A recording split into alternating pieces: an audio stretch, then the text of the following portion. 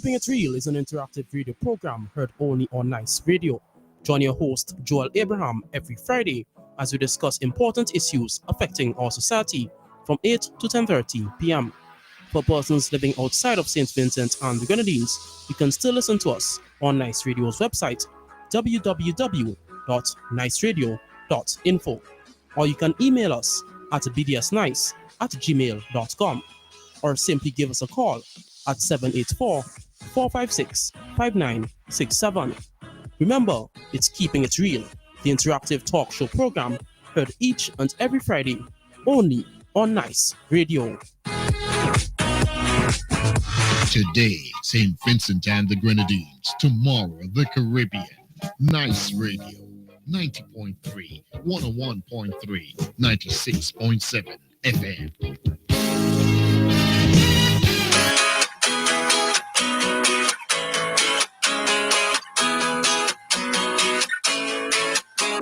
Keeping It Real is an interactive radio program heard only on Nice Radio. Join your host, Joel Abraham, every Friday as we discuss important issues affecting our society from 8 to 10:30 p.m. For persons living outside of St. Vincent and the Grenadines, you can still listen to us on Nice Radio's website, www.niceradio.info, or you can email us at bdsnice@gmail.com, or simply give us a call at 784-456-5967. Remember, it's Keeping It Real, the interactive talk show program heard each and every Friday only on Nice Radio. Today, St. Vincent and the Grenadines. Tomorrow, the Caribbean. Nice Radio. 90.3, 101.3, 96.7 FM.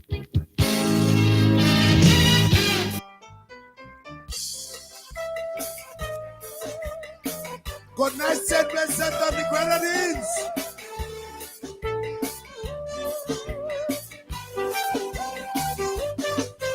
My friends, rain fall from the sky, and the tears flow in from my eyes. Why? I am a patriotic Vincentian. Oh, how I love my island, but something is desperately wrong, and I can't understand. I am a tradesman by profession, and I can't get a job in my own land. I decide to do some bending to make an honest living. Why you don't want me to sell ripe banana? Should I go and push marijuana? And all opposing as Christian, I come into church with illegal collection. Why you don't want me to sell candies and chewing-gum? Should I sell cigarette and strong rum? Then you put me in the jail and be liable to sell liquor without license.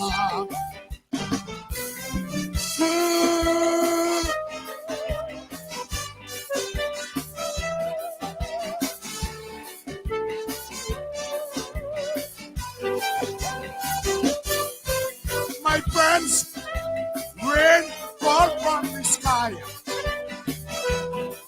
and the tears falling from my eyes. Why?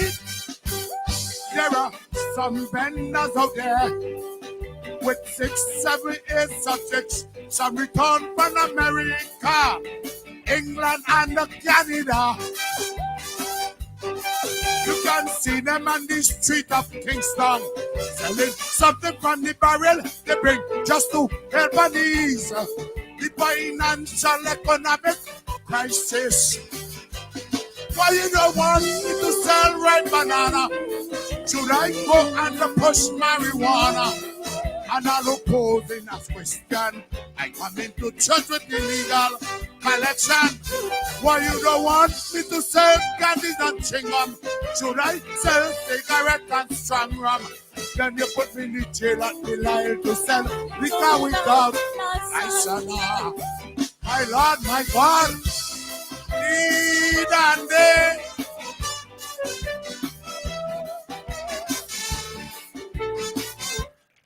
Good night, St. Vincent and the Grenadines. It is Friday, the 25th of August. One more week, and we'll be in the month of no, this is the month of July, and we'll be into the month of August. Sorry for that slip. And you know, when the time is now, it is the time for keeping it real. The interactive talk show. So exhale all the bad carbon monoxide and dioxide and all these bad enzymes that is clogging up your memory and make you feel uneasy and squeezy. And take a deep inhalation of oxygen that will free your system so that you can be enlightened, informed, and educated. And all we ask of you is to be real, be polite, nothing slanderous, nothing libelous, scandalous, or rumor mongering that may bring disrepute between the radio station and the public, or you, the caller, and ourselves. So, wheresoever you may be tonight at this time, with dog hole, foxhole, crab hole, rabbit hole, whichever you may be drinking area, your water hole that you may be at this present moment, or which block, keeping it released on the air, and whatever medium that you may be using, make sure it is well connected so that you can enjoy this program.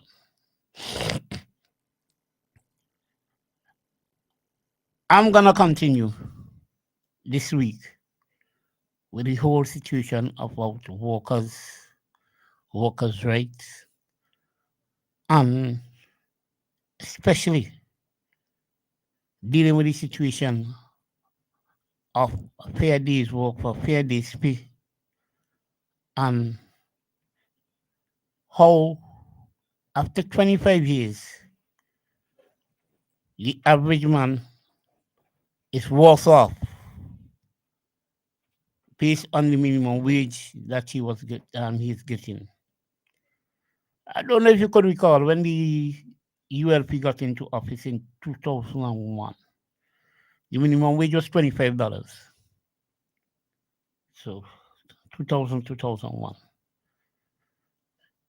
Today, at present, it is $50. So you would see there was 100% increase over the past 25 years. And if we analyze it and break it down, it is $1 a year. Right? But at the same time, in 2000, a dollar was a dollar. That was 100 cents. Right?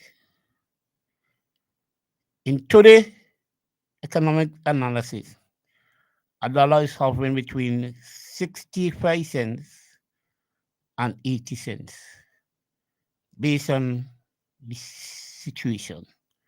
So sometimes you'll get 65 cents for a dollar, or at the maximum at present, it is 85. Back then, in 2000, inflation was hovering between 5 and 7% average. At present, inflation is around 15 to 18%. Back then, a basket of goods and service was $100.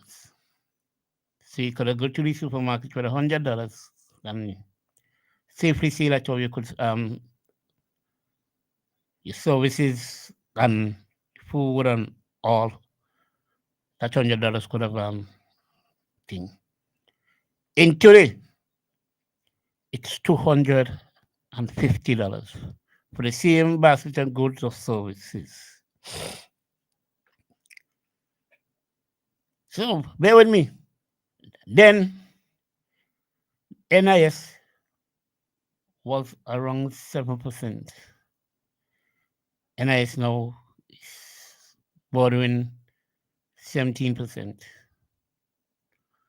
And the contribution for NIS was around 300 payments. It is now heading for 1,000. Around there.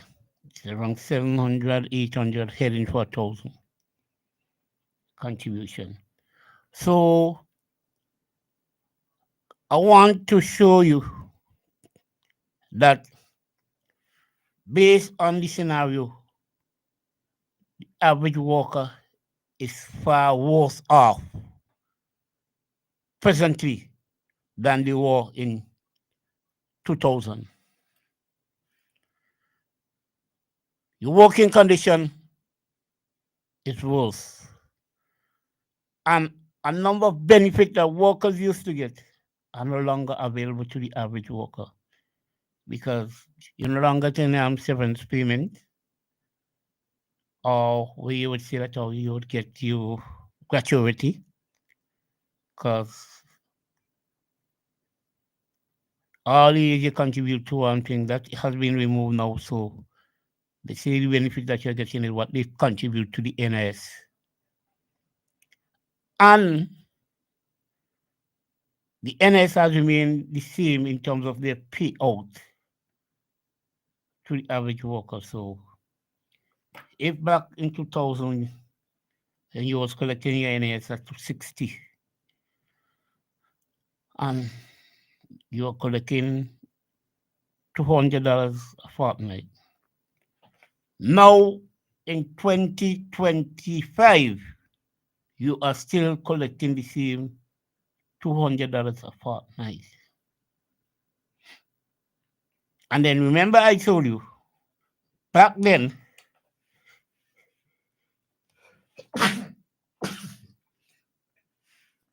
a dollar was a dollar, 100 cents.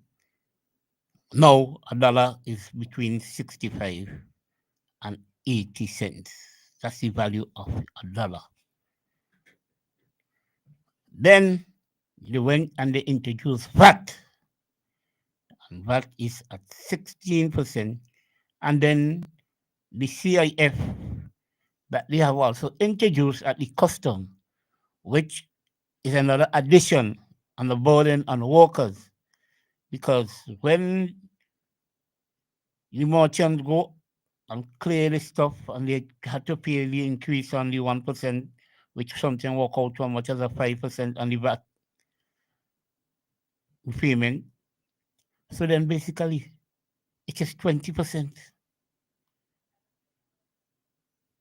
And it's almost everything VAT is on. Even your electricity bill, you are paying VAT. Back in 2000, you were not paying VAT on electricity.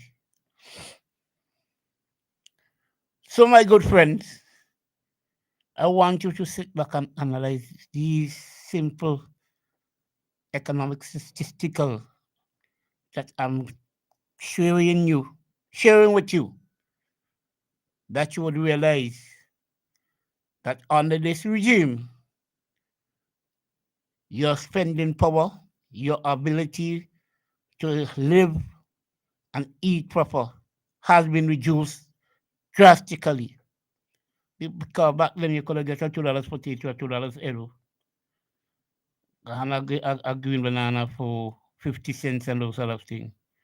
All these things has gone now. Everything is $5 and up. $5 and up. And your wages are not keeping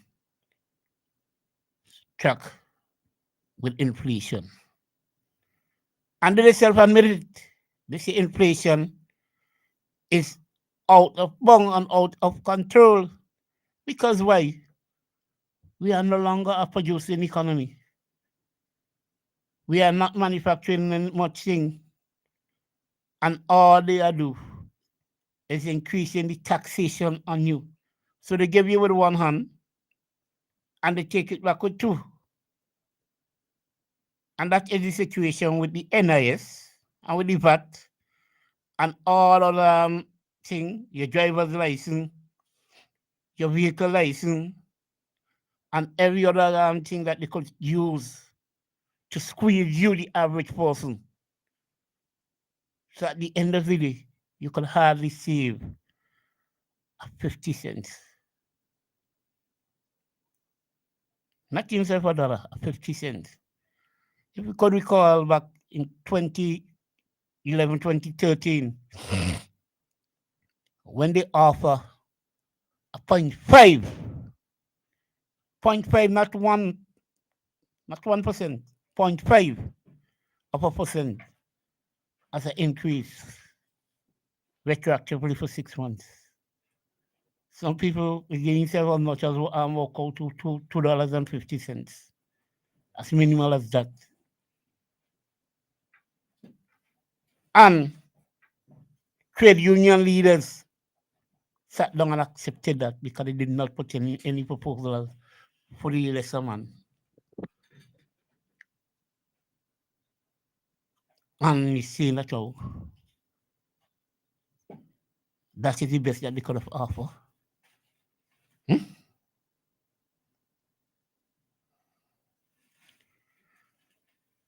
Imagine a worker working for 40 years at certain institution. 40 years and can't reach $60. Can't reach $60. And they're exposed to all sorts of hazards. But I don't even want to talk about that because the pastor went to thing and they bring in a OSH bill, Occupational Health and Safety and the Environment bill to protect workers. But you bring that bill and then you did not put any regulation to regulate it. So workers are still being exploited. The working condition is so terrible. Workers are coming in with all sorts of disease in the private and the public sector. But yet still,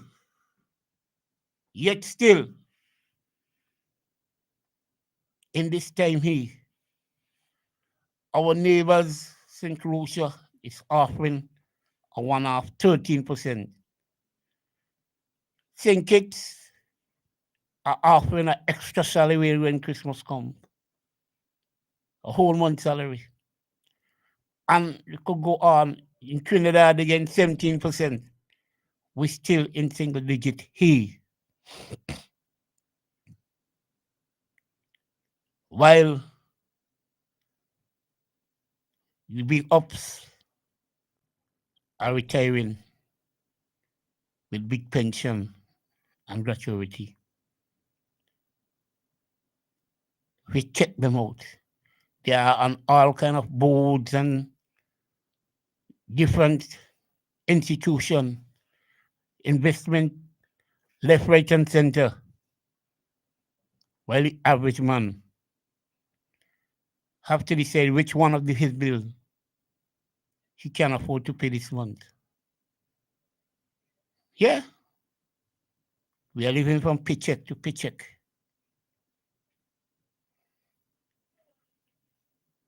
And no site for promotion. You have messed up the public service. You have a lot of square pegs in the wrong hole. People does not understand the financial store rule and they are messing up big time. You can't hold accountability. And I just heard a rumor that the head of the AIA was dismissed unceremoniously. I don't know how true is such a statement, but I could find out. And I know that that guy, he's a diligent and serious young worker. He has a master's and he understands his job. He's not one who came through the ranks of the police. He was always out there as an airport security. He started as a junior and upgraded himself. And I guess because he's a no nonsense. But this is my opinion. But I will need to verify. Here it is. Farmers are complaining again. In the Greg's area, in the Richland Park area, in the Calder area, these Mestpo area, Keenan, because of the road that are being under construction at this present moment, the people of Top Gummy and the area Kelboni and those areas also are suffering. Because it's raining 3 years now that that road, that main road is under construction. And now it seems to be worse. In order to get transportation to and fro, it's like pulling tooth.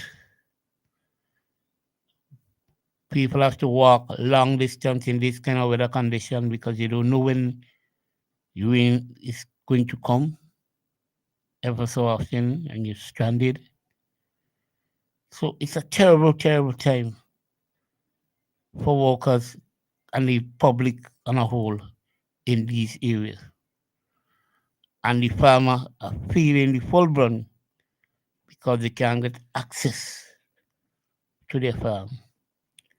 And while we're talking about farming and farm, we have a bumper crop of mangoes, we have a bumper crop of breadfruit, we have a bumper crop of avocado.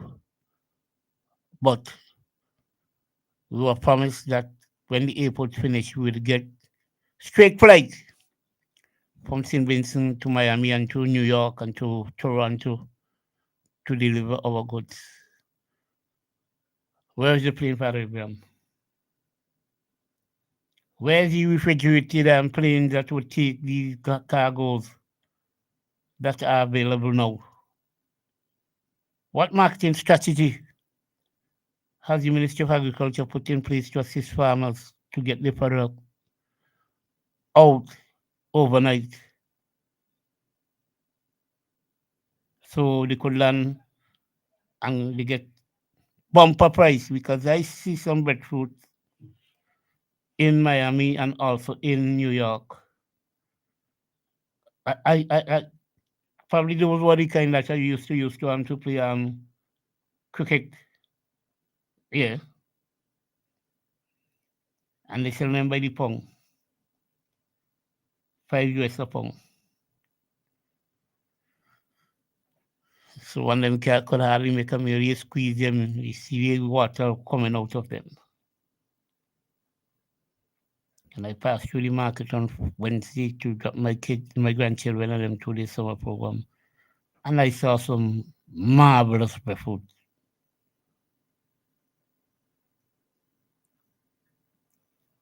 And I said,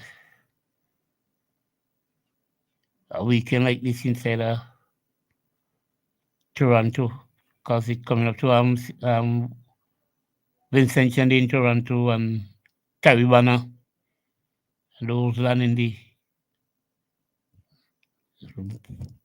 we black fish and a lot of small fish like robin and jacks are available. But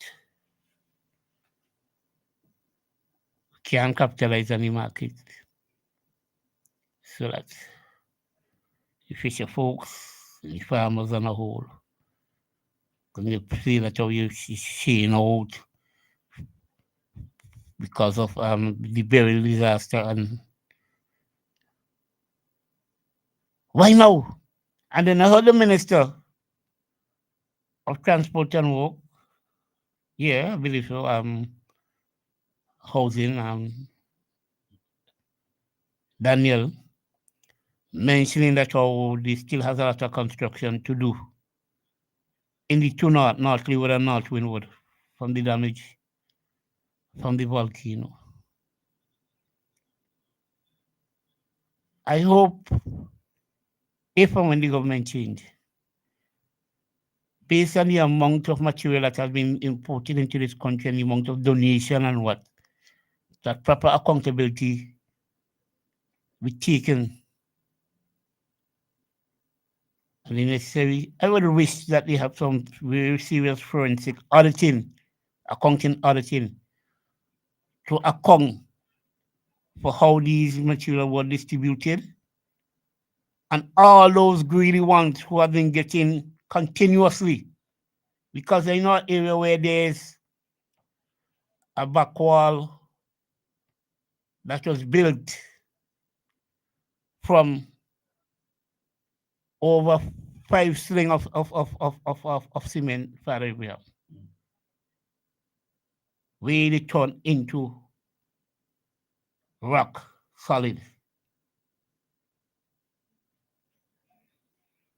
Where the people got and got continuously and all they had them, they didn't have the proper storage to store them. And they didn't utilize them. And they still getting.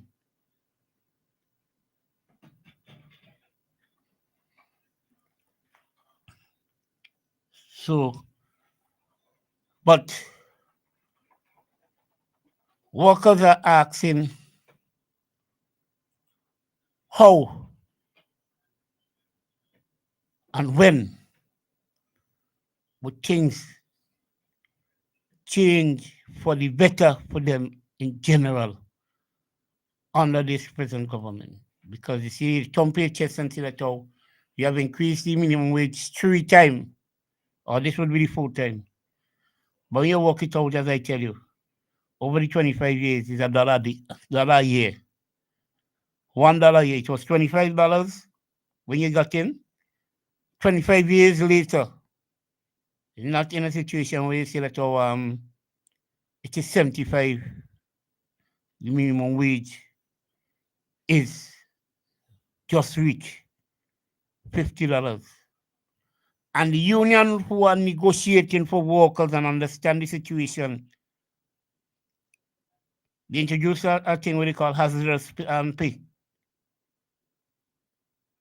Because I could recall under the thing, you see, correcting the historical wrong and all those workers on the plantation and estate and them that did not get the severance payment and all that. You was making that correcting that. But now you have made situation worse off because you have workers who have been working for years, and this new act that you bring in under the minimum wage, especially for workers who are working, dealing with chemical and cutlass and chainsaws and those other things, driving tractors and so, who are entitled to this hazardous pay, have not received it. And in any case, it was not budgeted for. So workers who was getting the minimum wage, which is $50, and they had to put on the $8, so they get $58 a day. So they get $580 a fortnight. They have been losing that $80 for all the fortnight that has gone so far in this year for the minimum wage. And nobody looking out for them. And I will continue to talk about this because it is unfair. Because you have new workers now coming on and they are benefit from it. And you have workers who have been working 20, 25, and even 30 years, and they are not entitled to this minimum, this hazardous pay. So what kind of work are they doing? Not the same work with the new one just come on and doing? And who are representing them? And the union that who are supposed to be representing them know about it. Because they are represented on the Wages Council. And it does nothing about it. It shouldn't surprise me. Because a worker got fired from out at the AIE for standing up for her rights. Yeah. The basic health aspect where you could sick for 2 days without a medical certificate.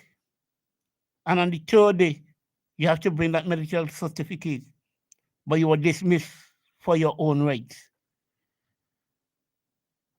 And you have no redress. No redress. Because I'm sorry for the workers at the Labor Department. They are willing, but they are weak because they are not fully equipped to do the job that is required of them. Father William, I go hold for now.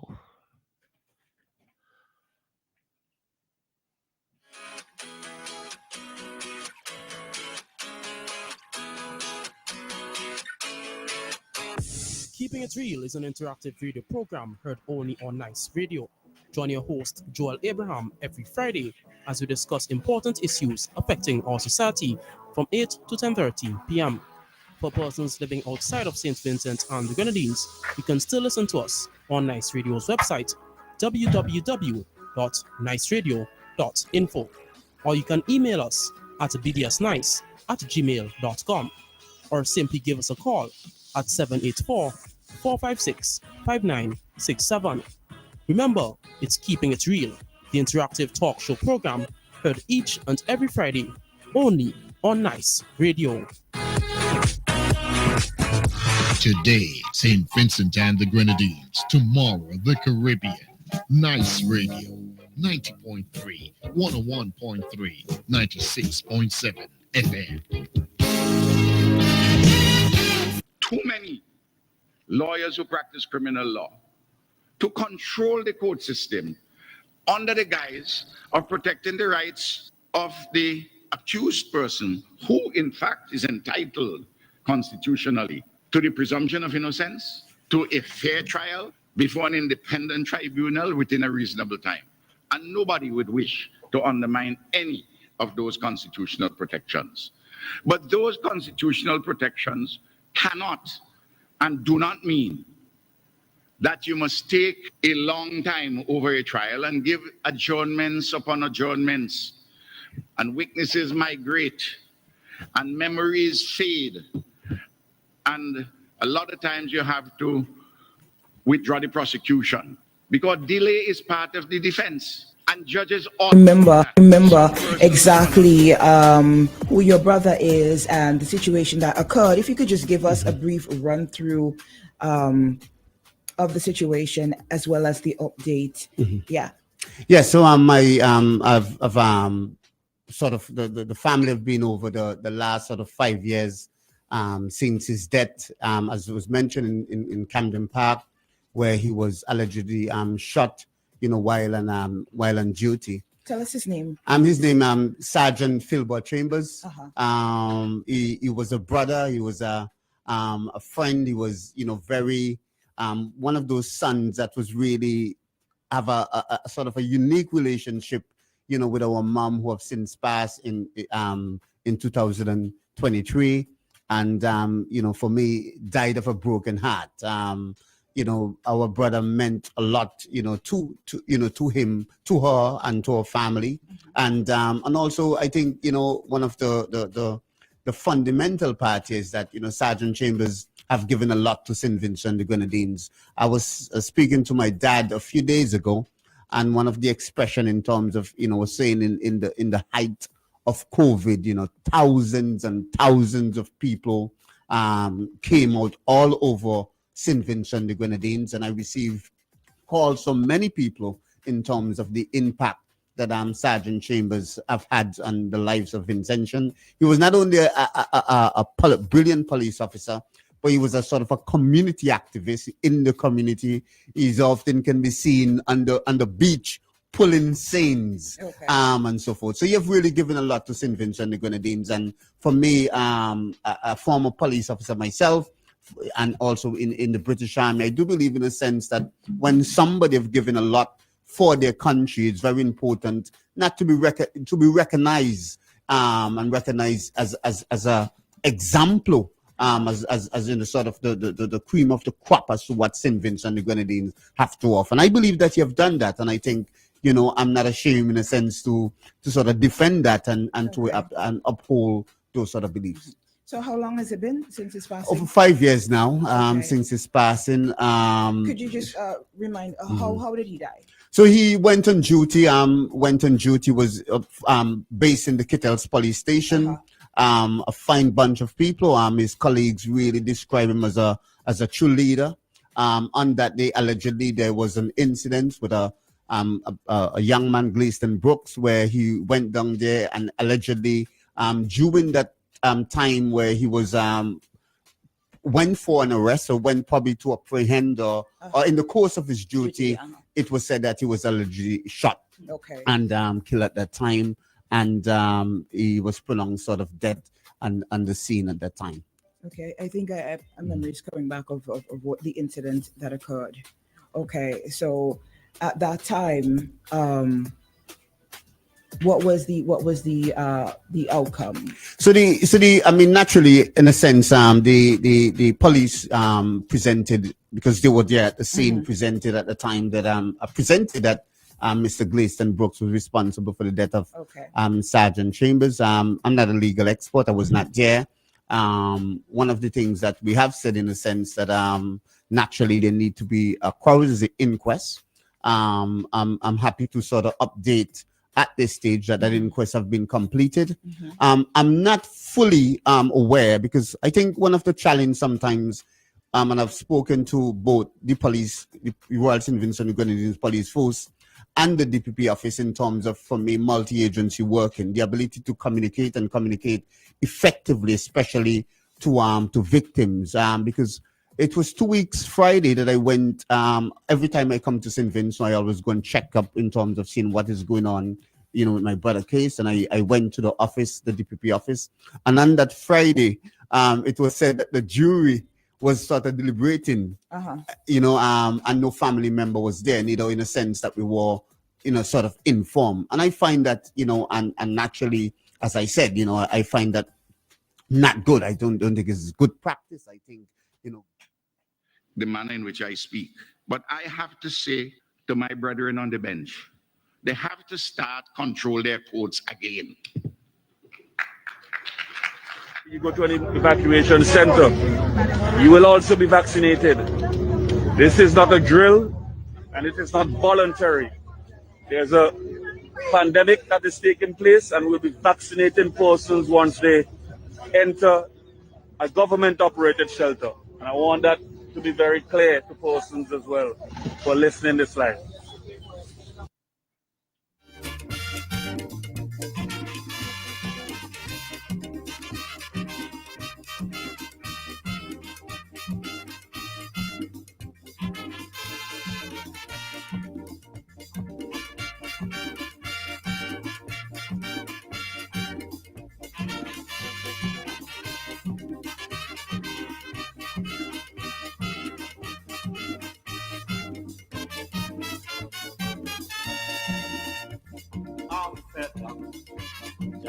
Fed up.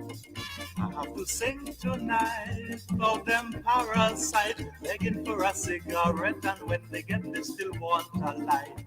If they have problems, I'm advising them. This ain't no joke. If you always broke, don't smoke. Well, every day you're smoking, I never see you buying. Buy your own cigarette. From morning till the evening, you round the corner begging. Buy your own cigarette. You cultivate the habit, you know you can't afford it. Buy your own cigarette. And calling people brother when the cigarette you're after. Buy your own cigarette.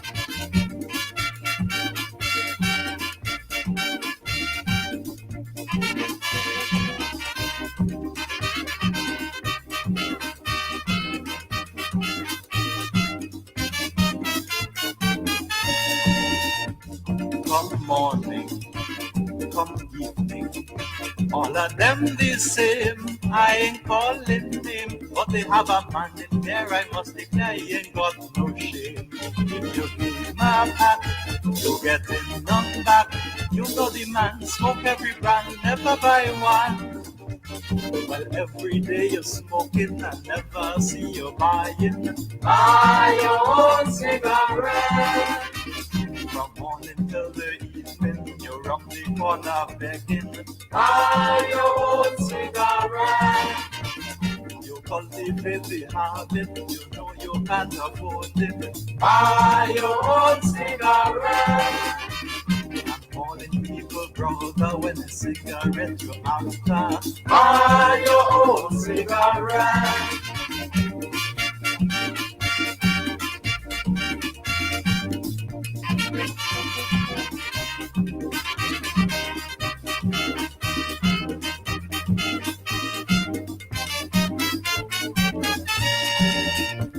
Now tell me sincerely, why this so-called face is a big disgrace. Some of them in 15 yet with cigarette all about the place. Living super cool, running late from school, always on the line looking for a dime, not mine.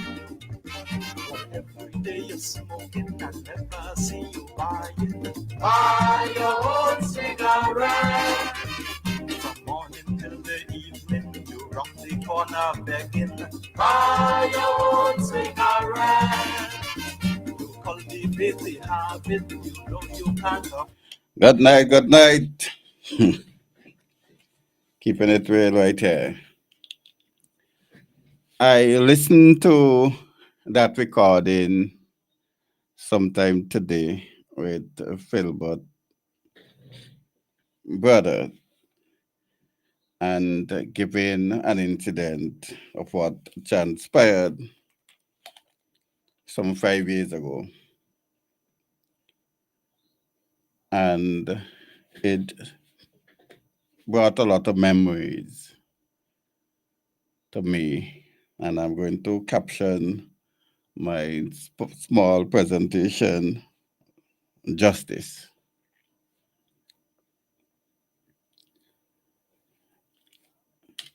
So here is it, according to the information as we could remember. There was an incident. The Kittas police station were called. He went along with his team, and he was shot and killed. There is no alleged, there is facts that he was shot and killed. By whom? That is what we don't know. And that is what the inquest was supposed to give us. Yeah, so that is what they were supposed to give us. But according to his brother, technically still waiting on the outcome of that coroner's inquest 5 years later. So if you listen to the tape I played also with Dr. Gonzalez, he basically indicated that the lawyers control the court and they do a lot of things to delay and all sorts of other things. But 5 years have to be ridiculous, Dr. Gonzalez, for a coroner's inquest to be completed. Must be ridiculous. And if there's anybody, the state is the one responsible for that and play the fool with that particular issue with Chambers. And according to his brother, you heard that his mother would have passed in 2023 of a broken heart because upon her death, she hasn't received closure as in relation to what happened to her son on that fatal morning. And that is something that must be of concern to all of us as we speak to the issue of justice for all in St. Vincent and the Grenadines. We also could remember CJ and what transpired with CJ also. And I think his lawyer and family still awaiting justice in that matter. So CJ, remember his story also and what the end result. And to this day, we are still awaiting what happened to CJ. Well, we know what happened with Cornelius John, where he was shot at his home. Two of the persons, according to him, he could have identified. And permit me in saying this, some charges was laid against them, and I considered puppy show charges because I indicated from day one, and I remember when I was texted by someone indicating how I will make those kind of statements, but I read from the law, and I think the individual didn't appreciate what I was saying because of the individual apparently were involved. But I maintained my position from day one. Unless persons were placed at the scene of the crime, then it was just puppy show charges, because unless you can place the individual at the scene of the crime, then nothing. And we remember where the DPP came out, gave a long presentation, invited and indicated she have to send back the investigation on numerous occasions. And by the end of the day, the charges was laid were, in my opinion, not sufficient and could not brought about a conviction, sorry. What we also saw and maybe heard for the first time in St. Vincent and the Grenadines in my time of following court proceeding, with the exception of family court, what we know that, is that the issue of sub judice came into effect. Remember, my good friend Pierre Campbell always talk about sub judice. And when matter is before the court, you can't speak. And I maintain that that is not so, unless the judge or the court put a gag order on it. But they will inform us that we should not speak about it because we may prejudice the case and a number of other things. But you can speak about things even before the court, because, and you will see that, because across the world, including St. Vincent and the Grenadines, in most recent years, where journalists go to the court and report to us daily, especially when we put the social media. So that was a nonsense talk. But for the first time, we saw the gag order was issued, where I think is Magistrate Pompey issued the gag order for the first time. And as we speak today, Cornelius John did not get his justice, in my opinion, based on the law and what would have transpired on that fatal night. Then we have recently in Chauncey, where the police went to do a raid and a police officer was shot. I can't remember if we get any update on him after, but he was shot, taken to Trinidad and Tobago. And an individual who they apparently went to apprehend was shot also. And we're still awaiting the outcome of those incidents. So justice in St. Vincent and the Grenadines, as I think is Councillor Jomo once said, has two faces, because it's strange that you go apprehend, well, go have a search warrant, when to execute that search warrant, and by the end of the day, 2 persons were shot. One in more critical condition that he was taken out of St. Vincent, and the other one remained in St. Vincent and the Grenadines. That incident ought not to happen. Remember with the serious story again, where the prisoner was taken from prison and sent back to St. Lucia And we had all sort of, sorry to use this word, bullshit story coming from the authorities, and including the police. And upon further investigation with his lawyer, all of the story that we were given in St. Vincent and the Grenadines were incorrect, according to his lawyer, when contacted the law that were represented him in St. Lucia. So justice for all. And I'm going now to the last thing because somebody asked me to go back over it. Justice. So here is it, the government came with a COVID vaccine mandate.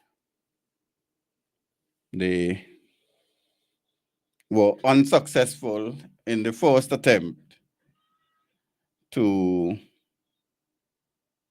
have that particular mandate upheld by our court. So Justice Henry ruled against the government because in her opinion of the law, what the government did, or her understanding of the law, what the government did were unconstitutional, did not follow procedure, among other things, and she ruled against the government in that particular case. So you remember when I saw the document from the Attorney General, and I indicated that it's only logical that if you're going to appeal, that the stay will be granted. And yes, the stay was granted, and government appealed the decision of, according to Dr. Gonsalves, a single judge. And they were successful in that appeal after asking for the stay and the leave to appeal the decision, and they were given it in 38 days. And the teachers and the public servants disagree with the ruling of the Court of Appeal and wanted to take the matter to our final court, which is the Privy Council. And they indicated their intention, and I take it for granted that an application were granted. Well, I didn't take it for granted. I heard that application was filed seeking leave to appeal. And as I indicated to you last week, that the appeal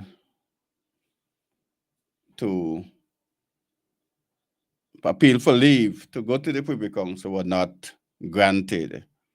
And as I speak, before I came up, I don't think, well, I shouldn't say that. As I came up, the application were not granted, according to an individual who ought to know. And that cannot be justice for any of the person in question. And I think the Court of Appeal is an indictment on the judiciary in the region. The judiciary, the Court of Appeal, is an indictment because here is it, personal livelihood and lives are at stake. And they, just like the government, wanted to know whether the 3 judges at the Court of Appeal were right in their interpretation of the law. So let me say, like Dr. Gonsalves, we don't trust the judgment of 3 judges.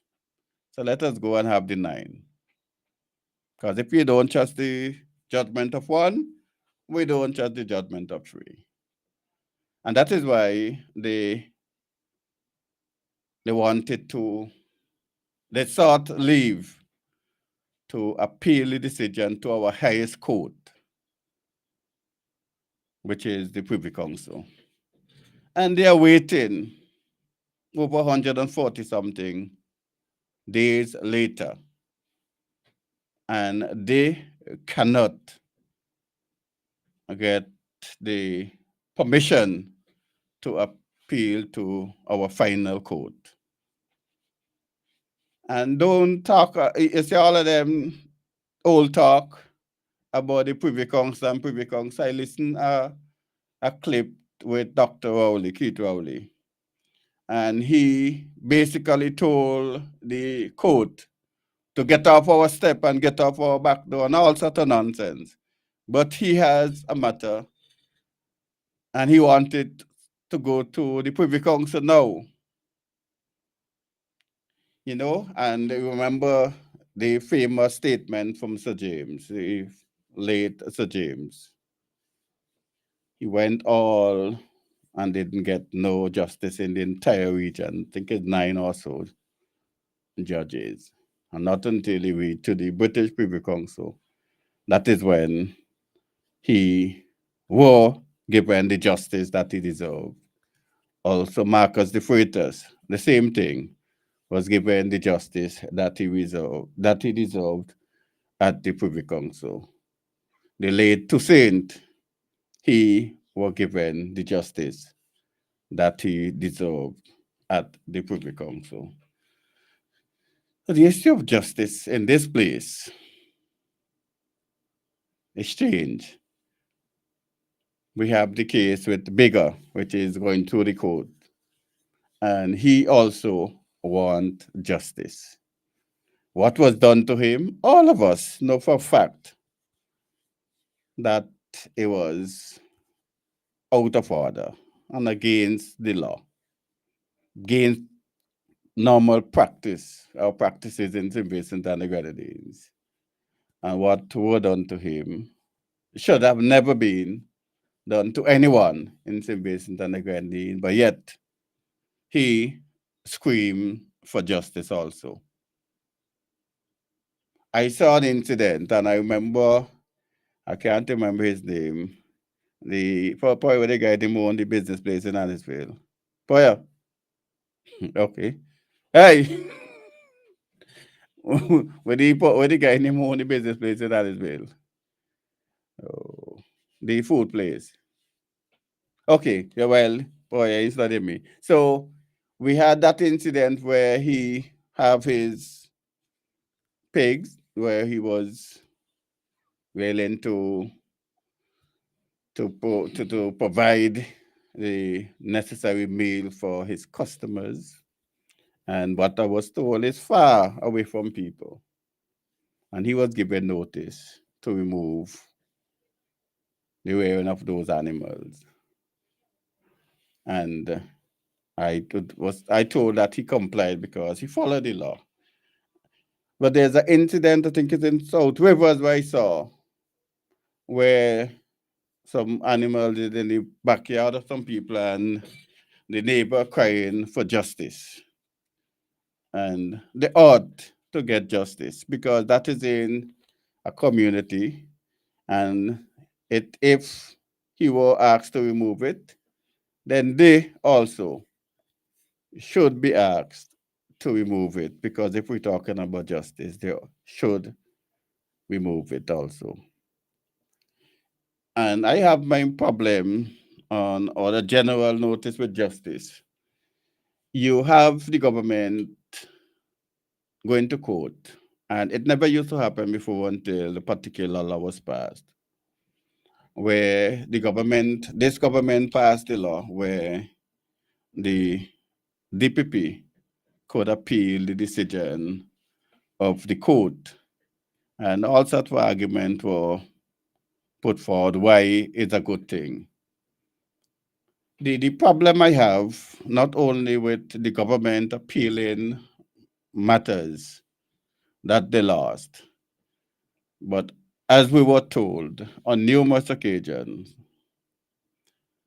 when they appeal those decisions, they just appeal and does nothing, but just indicate the appeal and put in no other argument or defense, and just basic, in my opinion, just to stall the process and frustrate people. And that ought not to be. And if I were a judge at those court, I give you a certain time and I fling you and your appeal outside of my court. Because it cannot be right.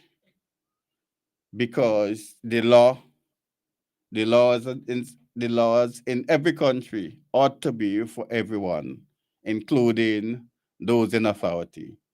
And no one ought to be above the laws of St. Vincent and the Grenadines, or any other country for that matter. In our case, in the Caribbean, the Constitution is supreme. So nothing should override people's constitutional right. And we could remember also where a lot of protesters, including Hamilton, Luzette King, Adriana King, Morford, you name it. Those are the names I could remember. Or for Patches Knights, they were arrested for protesting when your right to protest are enshrined in the Constitution. But they were arrested by some stupid police officers who didn't follow in the law, but following the political directorate, which ought not to be. Police officers ought to follow the law at all times. So they were arrested and charged where their rights and freedom were curtailed by the state illegally and unconstitutionally, may I add. When they went to the court, all the matter was thrown out. Why? Because the state doesn't have the authority to stop anyone from peaceful demonstrating or protesting in St. Vincent and the Grenadines. So what happened? They come up with a donkey law. Maybe I'm going to say a donkey come up with a donkey law, but I wouldn't say that. That you can't protest 200 yards from a government public building. I mean, that is the most stupid thing I've ever heard in my entire life. And some people want to say that is the law. And I asked those individuals, when was those law passed? And does the Constitution override those outdated law? Obviously, the Constitution is supreme. So those laws in the 50s, the Constitution came in 79. So those laws obviously had to be outdated and ought not to stand any test of time in any court. And don't tell me no SHIT. That is on the books. It can't make any logical sense when the Constitution came into effect in 1979 and basically say you have the right. So I have problems with those sort of selective portions of the laws that were used from time to time to justify stupidness. And I don't see why we will want to leave those laws on the books for any longer. And this is the strange thing. First, all of the laws of St. Vincent and the Grenadines was amended. Well, the laws were amended in 1994. And we still have those stupid sections in the law books. Then we further amend the laws in 2009 and still put those stupidities back in our law books. How can that be justice for our people? And the thing that we ought to get justice on, let me give you a story. When we have the seatbelt law came into being, because you know, when you argue law from time to time, you have to go to the intent of the lawmakers where the particular piece of legislation came into being. So you have to go with that. I'm trying to remember the right terminology, but I remember it just now. So you have to go with that. And then I listened some argument when we came with the seatbelt law and also the helmet. And I say, that is not any justifiable reason to pass any law. I am not saying the law may not have its benefit, but the argument I heard, that can't be a justifiable reason to pass a law. The law ought to be for the greater good of society. I listened also to the law when we remove from the law books a particular section of the Criminal Procedure Code where a person cannot take private criminal action against an individual if the state failed to. And I listened to some of the nonsensical argument come from those lawmakers. That is not the reason why the Constitution empowers you to make laws. Laws ought to be made for the greater good of society, not for an individual or some group, a group of individuals, but for the greater good of society. And when I listen to those, sometimes those debates coming from our lawmakers, I say, God, help us all. Because some of the reasons they give to justify the stupidity, and I have no better word, to justify the stupidity, I can't see it. And last but not least, the dollar tax. When I heard of the justification for having the dollar tax to the people in the Grenadines, I say if stupid were a name, that person would have been qualified for that name. I spoke to him, and he told me at the time that, oh, in Trinidad you have to pay a toll, in this you have to pay a toll, and this you have to pay, and all sort of garbage, in my opinion. And then further justify his stupidity by saying that there's a new cruise ship boat up there and it have econ and all sort of things. So let us, for argument's sake, say, okay, let us leave the laws and the book. And I told him that, I say, if we want to have that particular course of action, then it ought to be optional. And it cannot or ought not to be mandatory. But because the both have the same convenience, so why I should be forced against my will to do something? And then they continue with the stupidity. So I say, okay, so why put it on the people of the Grenadines alone? Put up other place and have the toll and charge other persons for going in different area. Why focus on the people of the Grenadines? So we have those nonsense that happens from time to time in St. Vincent and the Grenadines, and it ought not to be. So I'm thinking that the public servants representative, whether teacher, police,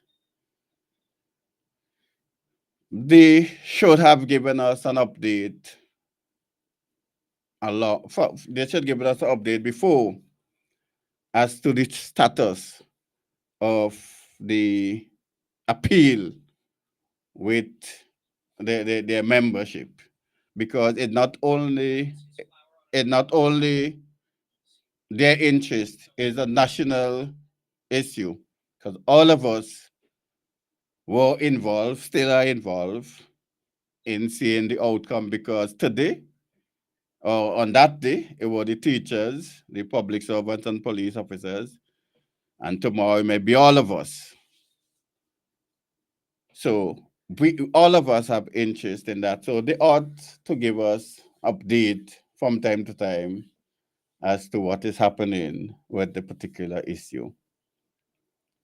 Because whether or not the court is doing it on the direction of anybody, or maybe they didn't reach to that particular application as yet. It's ridiculous, to say the least. And I'm calling on the Court of Appeal to do the honorable thing. There's people's life at stake still. Because recently, an application was granted to person to reapply for the job and all sorts of other things. And when one of the particular individual asked about the benefit, oh, that will come in another document that you will be asked to sign. How can that make any logical sense? You are suggesting to me that I should come back to work, I will get all the benefit, this and that, and then you cannot give me a document to sign when I resume duty. And in some case, you're not getting back the position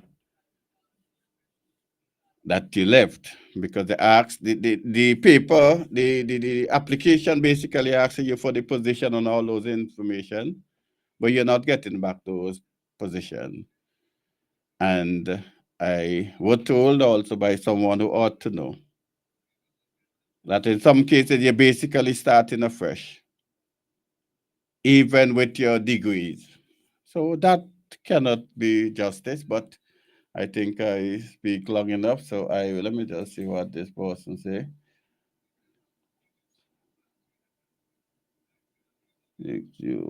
Okay, I say provided. Yeah, so Boy, go ahead if you want to say something while we wait on the call. Oh, I think we have our first one. Pleasant good night.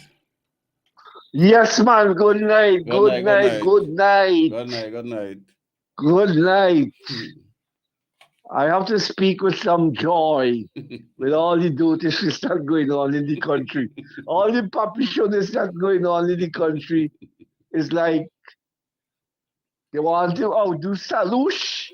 Salouche dead and gone, but boy. By the way, are you aware if our esteemed judge or the last judge to retire from the CCJ, and I'm talking about Justice Adrian Saunders, is he back in the country? I don't know. Oh. Yeah, because well, you would know that, or you should have known that he has come to the end of his tenure. Correct. After serving for, I can't believe all of me is 20 years done already. And, well, I know a man of his caliber, a man of his erudite and all the fancy words we can call. Mm-hmm. Already some time ago, I heard the Prime Minister say we have to find some. Yes, I heard that too for him, because you can't have. Right. Yes, I heard that. You know, allow these people to just. Let them retire in peace. All, Let them retire in know. peace. Huh? Let them take their retirement in peace and do what they want with their life. Well, true, Yes. true. But I thought by knowing that the election is pending, well, I don't know. I'm waiting to hear what the Prime Minister here has to, to hear about any announcement that he will make about any new position or whatever. Anyhow, that's one matter. But when I heard at the last press conference, for the Prime Minister, when he announced that he's going to the World Bank, I just got a piece of it for 63 for a loan of 63 million US and all of that. And he said, before he made it, he said, I'm confident that we are getting a sixth term. That frightened me, That really, really frightened me. Said he's going to get a sixth term. And I said to myself, wait, the way the man delivered it, the way he said it, I'm convinced he's going to get a sixth term. The way he made the announcement, I don't know if anybody listened to him and challenged that or questioned that and so on. What is it? What is it? I mean, what gave him that optimism, or is he, because if that happens, if that really happens that he gets a sixth term, I don't know you guys. I don't know how you guys will explain that or accept that and so on. Yeah, because I listened to him, the man speak with such authority and confidence that he could go to the World Bank because they're getting a sick, and that one is over 7-year period or something. He announced so much how that will to take care of what he has to do and so on. What the Prime Minister, maybe Dave, you ever we heard? get all this. Dave, Huh? you ever heard any party where the opposition or government say they're going to lose? Well, that's true. That's true. Okay. But that's true. I agree. I agree. You okay. can't say, But just listen to him the way he said it and the song. Anyhow. I did listen to Young, the former Prime Minister of Trinidad, and you're convinced that the party was going to win.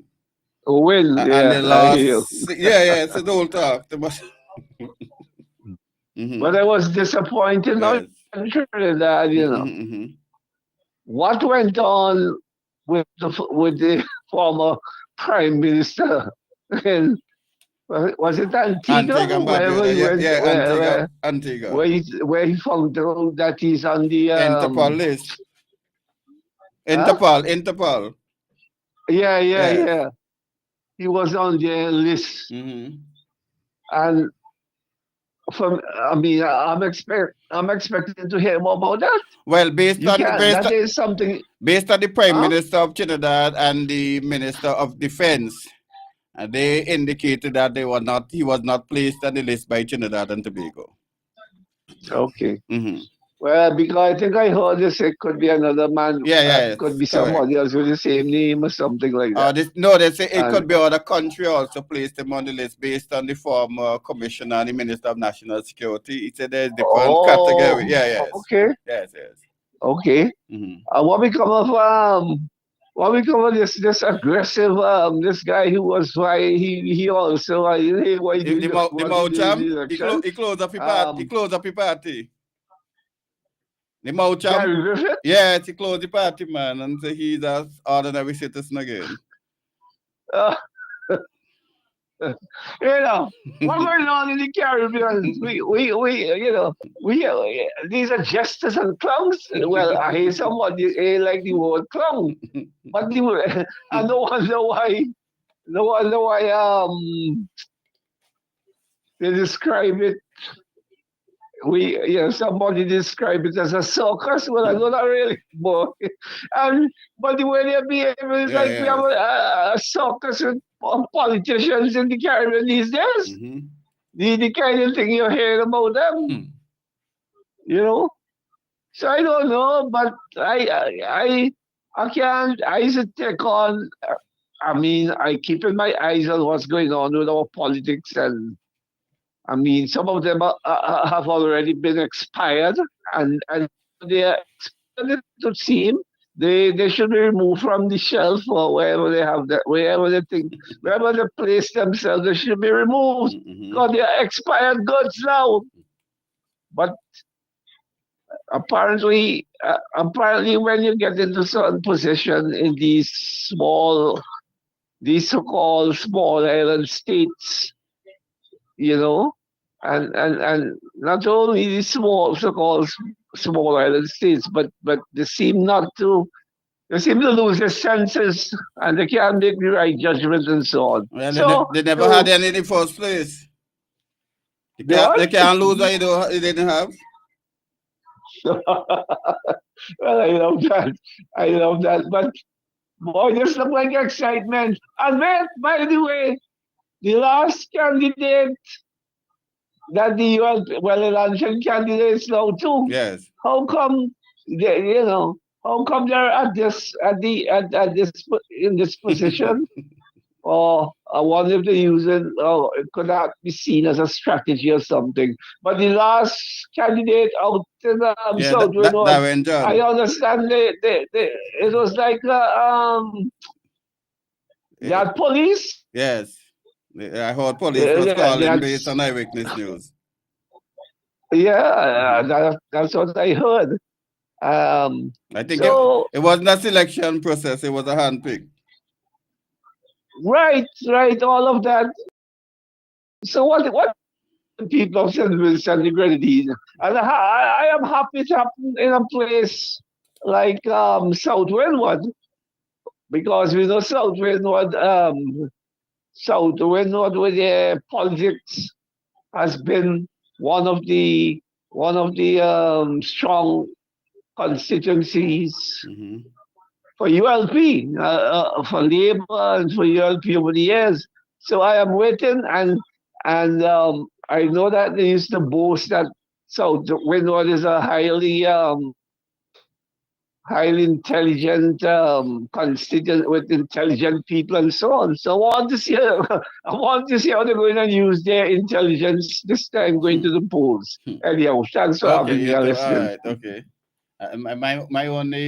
My only question for the candidate, Darren John, is whether or not he was aware of his sister treatment during COVID. And that is my only statement for the thing, and whether or not he was aware of her situation before and why she was dismissed from her job, whether or not he was aware. That is my only question for him. Yes, go ahead, boy. Okay.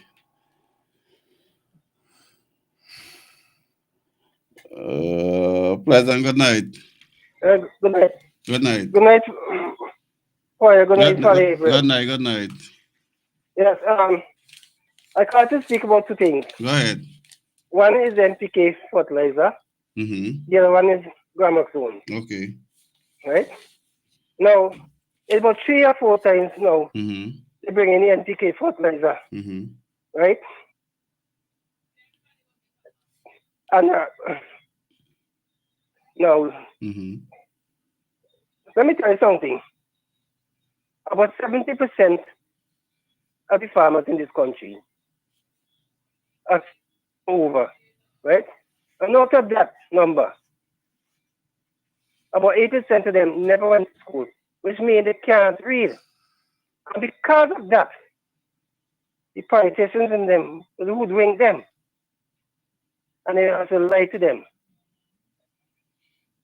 Now, NPK fertilizer have positive and negative side. First, let me deal with the positive. Benefits of NPK fertilizer.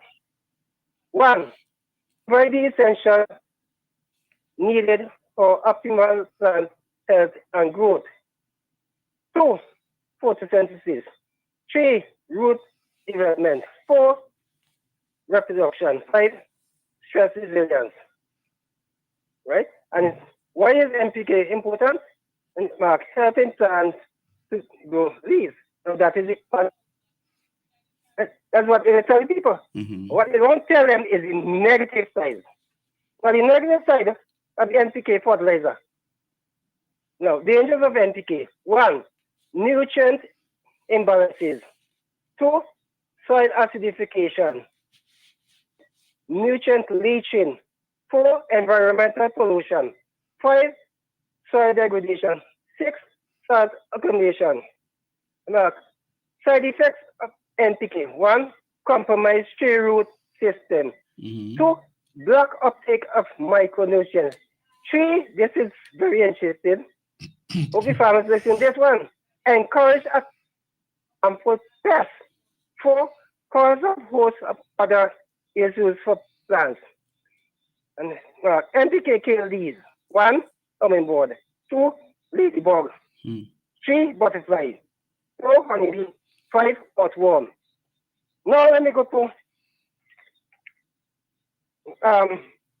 Gramoxone now. The light that we're stealing the people all the time. Now, before I talk about the lie, I must talk about something that I was talking the truth about. They say they ban glyphosate, touchdown, and Roundup. Yes. Well, that is true. They did indeed ban touchdown and Roundup. Including Gramazone. Right. Now, Gramazone, Mhm. they say they ban Gramazone. Mhm. That is a lie. Now, if you go by the agriculture input warehouse and you have to Gramazone, they tell you they don't sell Gramazone. Correct. They give you something in a buckle, Mhm. marked paraquat. Yes. Now, question, what is paraquat? Answer, paraquat dichloride is the correct name for Gramazone. Now, some people are disingenuous. Some people tell you that paraquat is not Gramazone, it's only an ingredient in Gramazone. Now, it is. It all depends on what you put in the internet, on your cell phone or your computer. Mhm.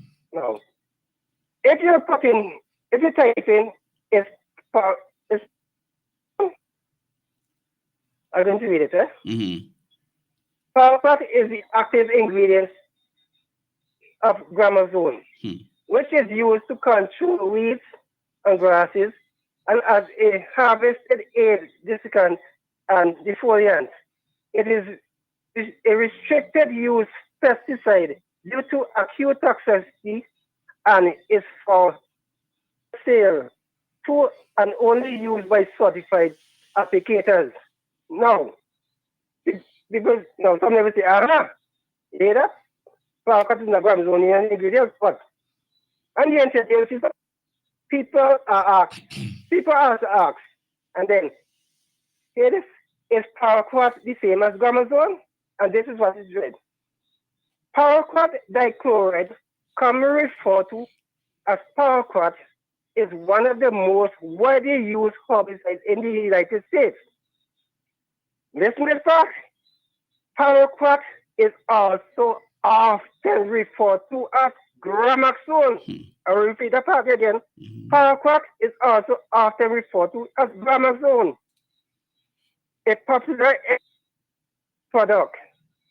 It is an important tool for the control of weeds in many agricultural and non-agricultural settings. Now, the questions the intentions need to ask themselves, if they are lying to us about banning Gramazone, what else have they lied to us in the past? And about in the past? And what else wouldn't they be lying to us in the upcoming answer? You see? Anyway, that's all I have to say. Okay, all Good right. night. Okay. All right, thank you. Oh, yeah. I listen to him trying to describe the NPK, which is nitrogen, phosphate, and calcium that the plant require for mainly to produce its fruit, right? If you're using the sulfate alone, that is for growth. And she is correct with in a sense in saying that some farmers cannot read, but they have been practicing this thing, so it comes natural to them. But the situation is that the extension service is not what it used to be. Because many farmers are complaining that they're not seeing the extension officers in them. Or they will come to the edge of their field and they're not coming in.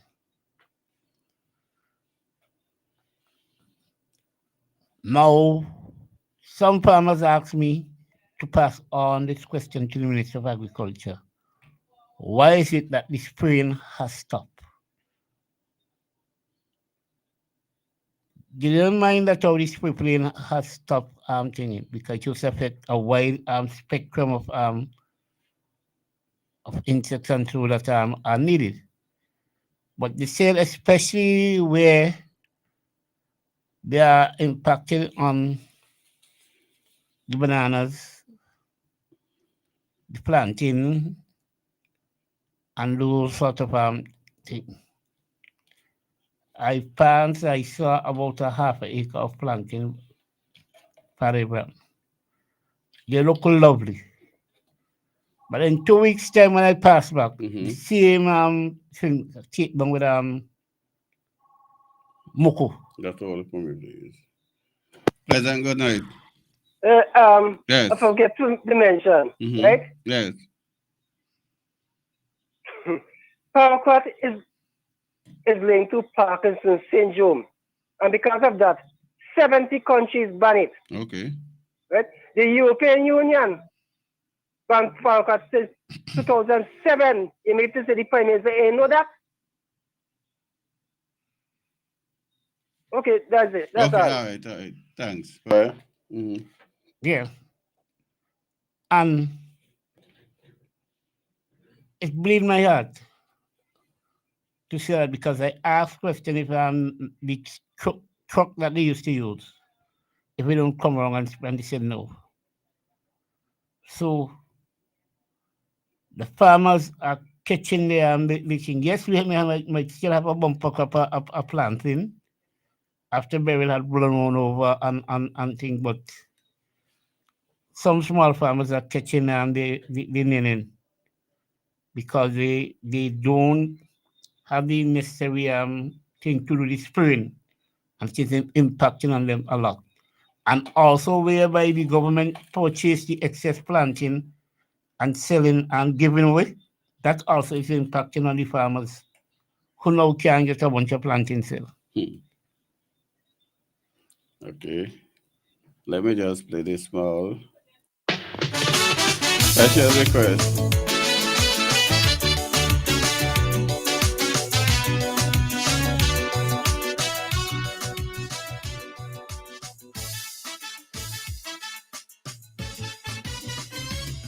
St. Vincent long ago was hailed the region strength.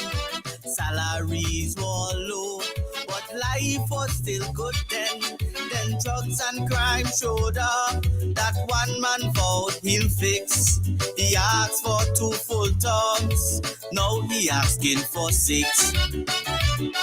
He promised to be tough on drugs and crime. When comes to serious crime, he missing all the time. The toughest man on crime seems missing all the time. Dispatch and man on crime keeps flashing all the time. He calling for world peace when there's no peace at home. He wants to fix the wall. It's time he fix the own home.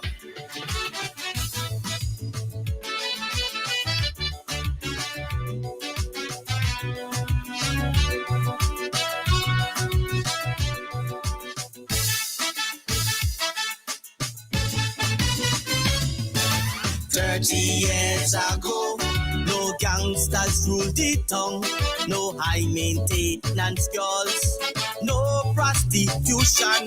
Now we tap the murder chart, 50 plus alone last year. We losing all we youth, does anybody care? With 5 commissioners, 5 full terms in a row. One night, 5 youths gone down. It's time for them to go. Mass murders in town, says the news headline. The toughest man on crime went missing another time.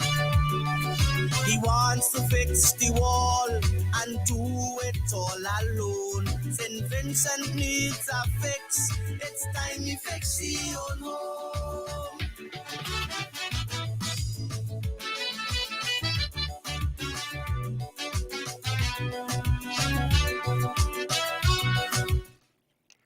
The California is so up that it hits the nail right on the hammer with a number of situations that we are facing. As I mentioned, 25 years ago, $1 was 100 cents.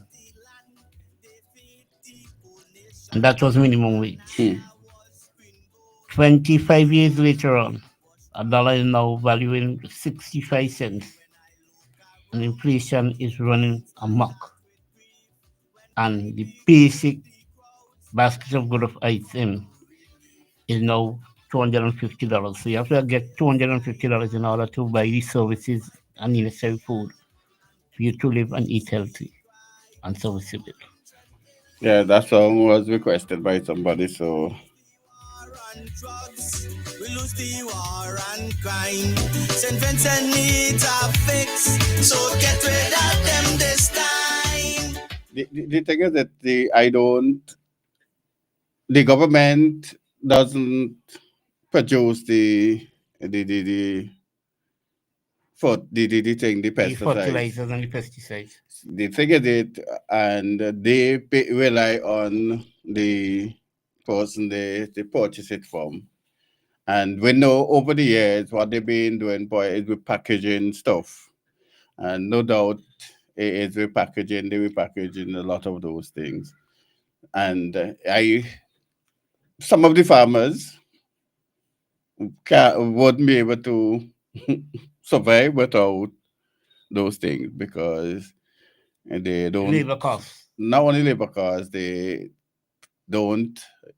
can't use weed eater, and they don't like using the cutlass, so they prefer to put the spray can on the back and spread on the whole acre land. And we the soil. They consume of that. They But want then, something but then faster. also too, yeah. So that is the issue you make up. So the government. Okay, let me take this call. Pleasant good night. Good night, gentlemen. Good night. What's the name of the Calypsonian who is a Boney Man, I don't know his correct name, but Boney Man. Vincentian? Yes. Beautiful, beautiful song. Yes. And I want to take this opportunity to salute our Calypsonians and our sportsmen. They keep our psyche high, you know, over there. Because when you open the newspaper, the pages are full of the accomplishments of our sportsmen. Beautiful, man. That makes life worth living. But here now. Yes. The gentleman there points about the yes that is being done to all the farmers. It's clear. Look at so many years the farmers have been promised X, Y, and Z. Up to now, it has the programs have not started, and yet they have the effrontery to tell us that we're doing very well in St. Vincent. I couldn't understand that. I couldn't understand how administrators could be saying the people are doing well when it is evident that the people lack so many basic things to live. And two, I am blaming our intellectuals because one would have thought, one had thought that some of the people who seem prominent in 2028, 2030 had the gumption to stand up in the interest of the people. But now we see some of them just nodding acquiescence to the nonsense that is spewed out by the politicians. It's very sad. But what I want to let people know, if we see things going wrong and do not document our position, we need to have it correct. Corruption comes 4 or 5 years, we will be held accountable. Yes, because I don't think that this situation can continue without serious blow. Because how could you, now, the teachers, policemen, nurses, and who the others are, were prominent players in the community. When those of us from the country district, we didn't know who was big man in town, you know. Who we knew? Yes. And the religious leaders. And the religious leaders. Correct. We didn't the nurse, the religious leaders, police Teachers, officer, police. and the health people Correct. around the village, and the roadmen. But now, how could you especially the teachers. The teachers took on the responsibility to guide the society, even out of school. Yes. You know, they got involved. Correct. You know, in the old days, the teachers were even writing letters when a fellow wants to get married to a lady, you know. Okay. The teacher wrote the parents of the bride. Yes, and et cetera, letter coming from the intended bride. So they played a strong role in the societal development of our people, and they should not be treated with indifference. Not at all. They were involved in agriculture too. Yes. Some of them were heavily involved in agriculture. After school, they were involved in the organizing of the farmers. I could speak with some degree of authority on that because my area down there, St. David, a teacher was a prominent player in the agricultural community to the degree that he organized the farmers and they ordered a bus. You understand? Providing transportation for the people in that area when there was nobody else on the thing.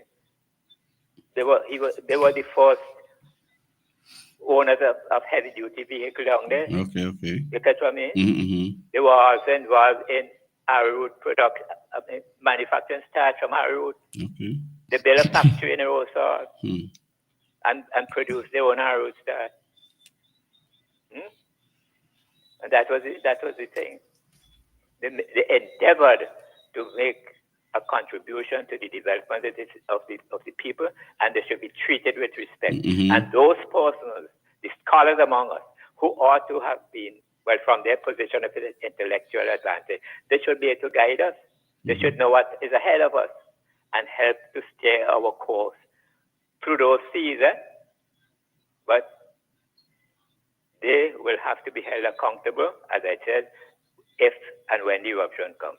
Now, now consider the story you gave there about the treatment of people, etc., and the rejection or the dismissal or the indifference by the court system or the administrators who control the court system. Couldn't we take that matter up with the United Nations people and get some, intervention? Because how is it the teachers or whoever appealed the treatment they had, right? The judge ruled in their favor. The government appealed. And the government appealed. That's what I'm making. Yes. The government appealed. And the government is not concerned about how long the thing drags on. And here, ultimately, is the people now, the same people will have to pay for the cost of the appeal. How could that be fair? How could that be fair? And just people drift along with indifference with that over the years. So I am worried that when people take stock and they're able to point out at the author of their agony, there will be eruption.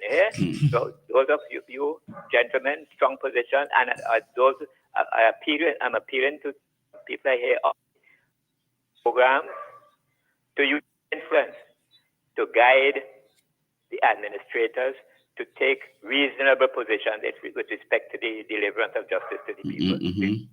So that's the fact, that always have to refer to Matthew Thomas. Matthew Thomas played a strong role in the elevation of this regime here to authority. But when it was evident that some things in Matthew's opinion were not going right, and he dared to point it out to them, what happened? What do they call them? What was started off. And I suppose that is what is at the root of the seeming indifference of our scholars today. They don't want to be called what was dirty dog, and they want to benefit still from whatever largesse might be drifting their way. And they are not mindful of the damage that their reticence is causing the people of this land. I am worried about that because as I see, when I reflect on it, considering all the injustices happening, this country should be vibrating with the footsteps of angry people. It should be shaking with the footsteps of angry citizens, but we're not seeing that. I'm worried that this energy is being bottled up, eruption later on. My friends, stay stay strong. All right, thank you. Okay, hello, Father Abraham. All this means that the government is importing Gramoxone under another name. So they are fooling the farmers because they know most of the farmers will not go looking for the name of the fertilizer online. They will trust what the minister sell to them. Pleasant good night. Hey, brother Abraham, I want today. Hello? Dave Rabat. Yes. I didn't, yeah. And the guy with the agriculture thing, but I ain't going to tell him. But with the guy with the agriculture tell you that people, I want to tell him that people planting, putting house, all of agriculture and plenty of agricultural land too. If they really care about agriculture, they might have sell the land, people putting house and big house too. So we're saying that they shouldn't have nowhere to live, you are Ashman. Well, they have a place to live, but I mean to say, you he getting all agriculture, you know, still to moving in a base economy. Right now, we know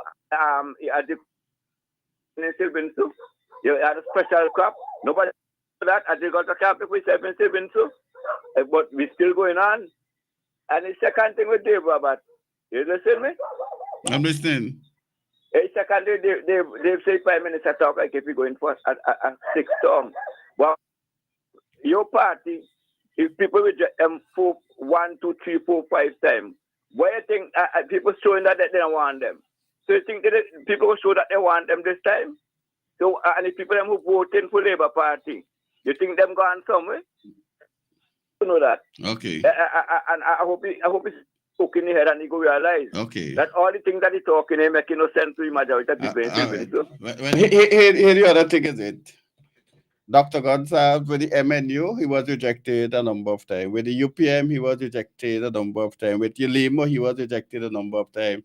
The Symbiosis Labour Party also was rejected a number of times before they give them a chance in 2021. So your argument ain't come up tonight because they were rejected on numerous occasions until they were successful in 2001. They was rejected in 84, 89, 94, 98. So they were rejected a number of times. So the thing is that the people will determine their destiny, and I can't determine it for them. I have one vote, you only have one vote. But all those things you said, the Symbiosis Labour Party were rejected. Dr. Gonsalves, MNU, Ulimo, and UPM were also rejected on numerous occasions. So, Fire? It's so sad that when we think that we should be a country of progress, we have retrogressed. Now, someone mentioned to me that they were listening to a program on last Sunday. And I think the argument was about West Indies Christian and all of things. And then the situation of apartheid came up. And the city hall said, time has moved on. So you must remember the atrocities that has taken place. Great point for me. Pleasant good night. Go ahead. Pleasant good night. Good night. Yeah. Yes. Actually, the PM, 22 years it took him to get the Prime Minister. Hey? It took him 22 years to get to Prime Minister. Okay. It took him 22 years. He lost in 79 with a small group. Wait, it 22 years, you say? Nah, more than 22 years before he become Prime Minister, man. No, 79 is the first time he ran. But 79 to... 79 to 2001. Okay. That's 22 years. Right? That's 22 years. 79 to 2001. Do the math. Okay. 79 and 1 is 80. Yeah, go ahead. No, I didn't follow you. Go ahead. So it took him 22 years, and the only way, and we know how he came Prime Minister because he stepped down. He'd have never be Prime Minister. Mm-hmm. He would have never become Prime Minister if he didn't have he stepped down and him come forward with a major party. So time will tell. We'll see what happens. In a 2 months time, we'll be all over, and we'll see whether they get the six or Mm-hmm. 6 in a row. Either way, they're gonna be new people. Either way, when the time comes, because he gonna have to go if he lose.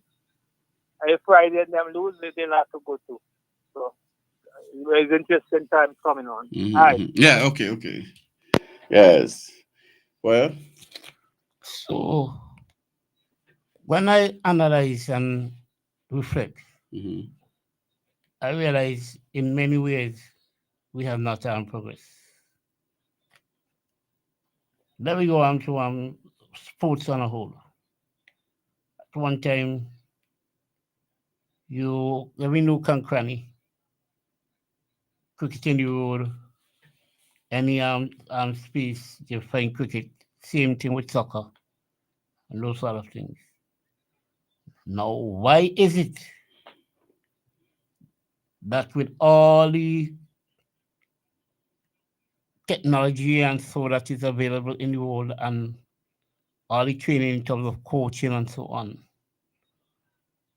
the talent is still there, but we can't produce the necessary sporting personnel? Yeah, but people have different interests now too. And then like we said sometime last week, I think, is that it used to be taught from the primary school, and that is a different situation now. And I was going to say something again, but let me take this call. Pleasant good night. Gentlemen, long Good night. time no Good night. see you here. How are you? Good. I'm not a dweller in the past, simply because there is nothing you could do about the past. Correct. Now, there's a lot of talk. There are a lot of CARICOM, OECS talks. Mm-hmm.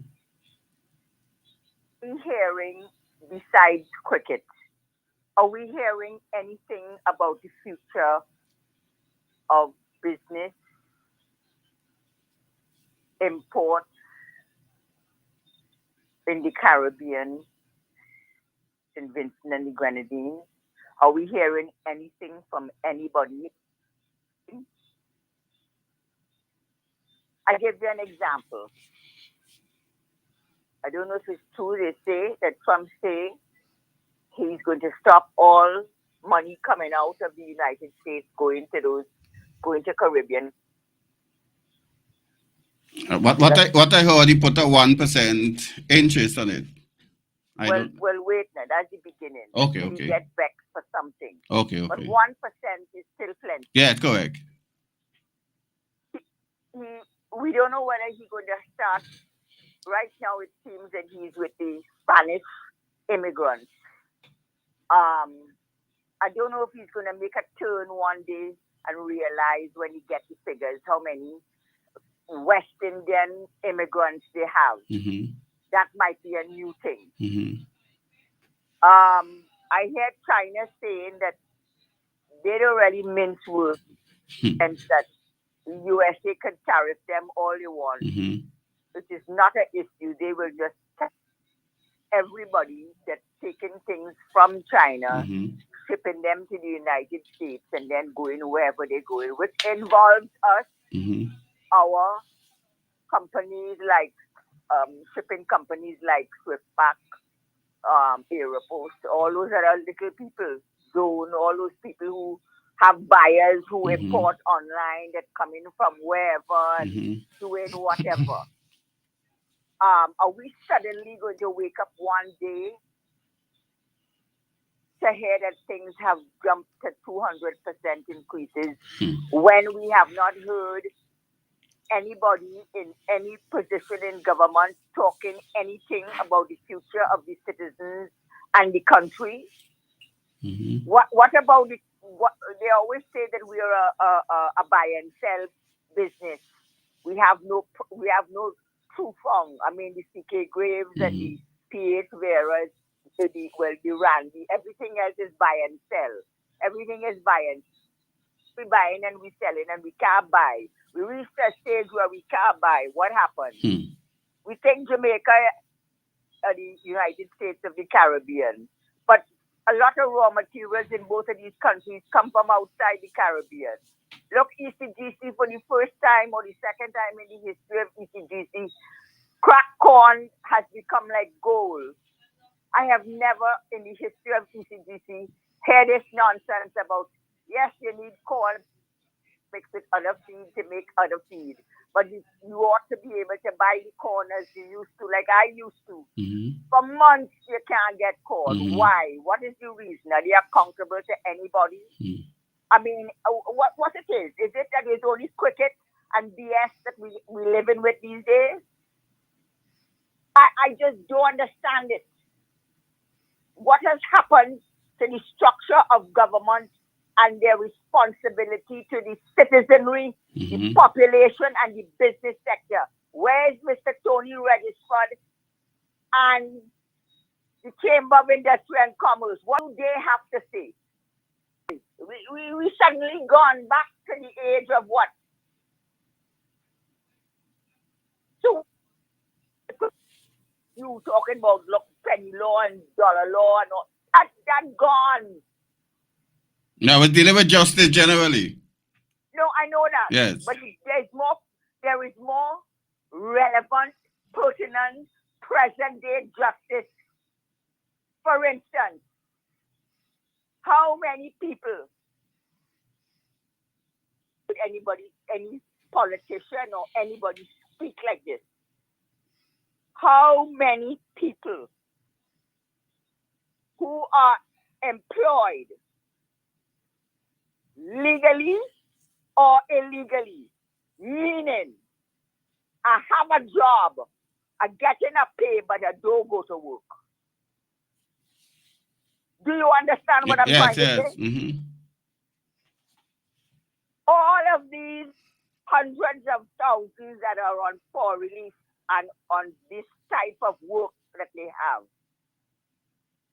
catching their nenen, but labor, because at least labor giving them maybe a pittance that they could live on, and a hug up and a sweet talk.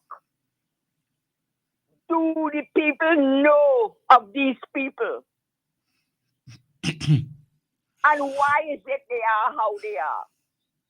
Come out from college with all their degrees, including the $500 that they get as a present for being there and doing whatever.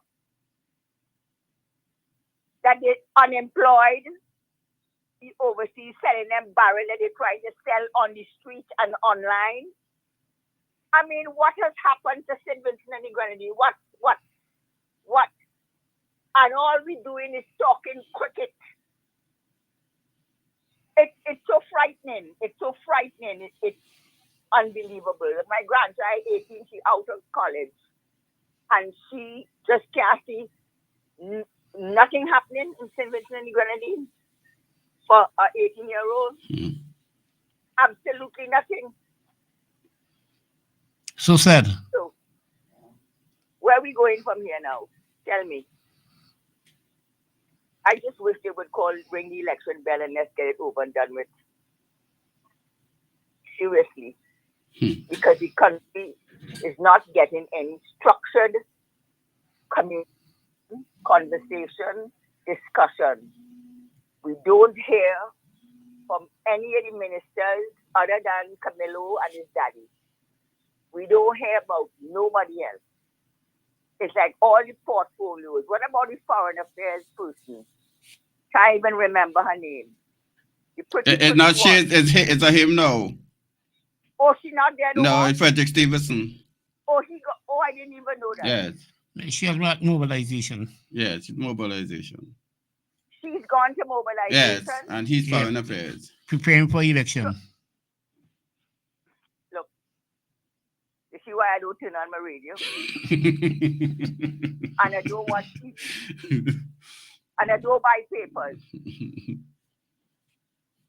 So, if I live in here and I'm not hearing and seeing anything, the Queens Drive Road where I live now starting to mass up. And they just finished doing what they're doing down where they did what? Right in front of Haydock House have a big hole. Let's see how long it takes before the whole road mass up. Or maybe Braggs are listening. They will fly up here a day next week and fix it. Anyway, guys, hang in there. All right, thank you. Take care. All right. President, good night. Yeah, gentlemen, good night. Good night, good night. Just a quick question. What's the cost or average cost of a cricket bat, pad, and and what's the pad, ball, and gloves? Probably What's the average cost? in the vicinity of around $300 to $500 for that. Really? Yeah. A bat maybe about $250. A pair of pads might be about $200. A ball is $10 to $25. Okay, because and then you I'm still have to thinking put of in the mittens also. And the seat yeah, I'm thinking of maybe I could like go for the wrong school. Maybe I could contribute something, for them. You can Anyway, see what you can put together. Yeah. Okay. Thank you, man. Okay, Thanks. all right. Okay. President, good night. Good night, gentlemen. Good night. Let me give you guys a story, right? There's this Vincentian lawyer. I'm not going to make it a mystery. I intended to, but I'm not. He went to grammar school with my brother, Hugh Wiley. Now, a few years ago, we discovered that somebody, a cousin, presented a deed to say that our great-grandmother deeded this place to her. She was grand. But guess what? Our great-grandmother died 4 years before this person was born. So my brother went to this Wait, repeat that for me again. the deed of gift that they presented, say from our great-grandmother to her granddaughter, was given, dated 4 years. Okay. She was our grandmother. She born 4 years after our great-grandmother was dead. Our grandmother was dead. And somebody in a cell? Well, here's the story. So my brother went to this lawyer. Two of them went to grammar school together. And he explained the situation to him, took the information. You know what the lawyer said? He ain't touching it because somebody's going to jail. Yeah, so that's what I'm saying. Somebody should have been in a cell. So when people want to talk about who and reputation, I'm laughing here. I'm hearing you talking about who and what. I would like to ask him, my brother, Mr. Man, Judge or whoever you are, now, you remember the case when my brother came to you? And you refused to take it because he said somebody was going to jail? The lawyer who prepared the deed. Yeah, he should have been in jail. So he has since died. Okay. You understand? All of them went to grammar school together. Okay. I'm glad that. Now, here's another story. Now, you mentioned this thing last week. Joel. Yeah. My mother used to tell me something. Don't engage a fool. Yeah, remember the story. Yeah, don't do it. But you know, I did not know. She was telling me that, but I did not know that it came from the Bible. She always used to say, don't, and then there's the other thing, don't tell the fool everything you know, because then you'll be no wiser than the fool. Don't, you know, somebody passing down the road and they want to know, you told them stupid. Don't engage fools. You did it last week. I think I'm thinking that you did it again tonight. Now, last week you mentioned this thing about the case, the appeal that has been how long? I ain't got the thing in front of me. How long they try to get this appeal to the Privy Council? It is 152 days now, or How much? something like that. 152 days. And you want to tell me nobody can't figure out why it hasn't gotten there and they can't do it? Abraham, I'll give you a chance. Why do you think it hasn't gone there? Because the Court of Appeal didn't grant the permission. No, why did I do it? According to Vincent Beach, I have judicial interference. Judicial interference. Here's the story. You all will recall, of course, that a Grenadian lawyer in December wrote to the Caribbean Court, wherever they call themselves, challenging what? The appointment of the judge. Yeah, correct. The lead judge. And his qualification to be the judge. He is the man who wrote some other blah, blah, blah, blah, wrote in support of the government. Yes. But guess what? You don't remember the other judge. You ought to get this stuff together instead of people just calling to talk stupidness. Get this stuff together and see what the dissenting judge had to say. And you would imagine that any court in the world would have a lot more respect for Justice Henry than for the guy who wasn't qualified for the job, wouldn't it? So the court, they can't send it to appeal because they themselves are under questioning. That's why it's not gone there, because of the questioning of the man who wrote the majority opinion. Well, it should be quashed. And the original one should stand. Well, precisely, my friend. Precisely, my friend. But a whole bunch of people falling down on the job, aren't they? For example, I said, from the time they became aware that not only the lawyer in Grenada, there's another lawyer somewhere up north, so I got all of them around here, who also questioned the man and the court, and why it brings the whole, any case that came before him is now in question. Any case that came before that man is now in question. But maybe some of those lawyers wrote too, especially the second one. Maybe he wrote too quickly, because they are now in a bind. Because every last one of them, and that thing they who appointed whoever, are now being questioned about their judgment. Interesting that you should be questioning the judgment. So all the judgment should be set aside. That's what the second fellow wrote. That anything written by this guy should be set aside, and you can't wait. You shouldn't wait, because if it goes the other way, that is the problem, folks. That is the problem. In the meantime, let me see if everybody carrying on about this nonsensical cricket thing and behaving a certain way. But guess what? I think I sent to some other guys, but them just like run up the mouth to show how. In November 2024, a fellow named Garfield Sobers, you all know him? Wrote a stinging piece about West Indian cricket and its decline. And its decline. He wrote it in 2024. All of a sudden, you have fellas, you really got to laugh. Emancipation, cricket, what? Emanci who? Festival. I mean, seriously? So here you have Gary Sobers outlining the decline, the absolute decline of West Indies cricket. But somebody now going to tell you, them coming up to celebrate.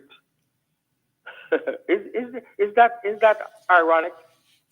Gary Sobers writing about the decline, but some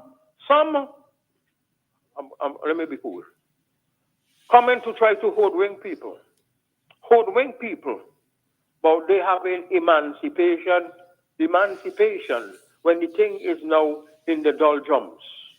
It is in what the hell you're coming about, you celebrating? It's all meant to hoodwink people. But hey, let me tell some of you people out there, like the four of them in Heritage Square who talking about me and who don't want Nothing to do. I don't want nothing to do with them. This is about St. Vincent and the Grenadines.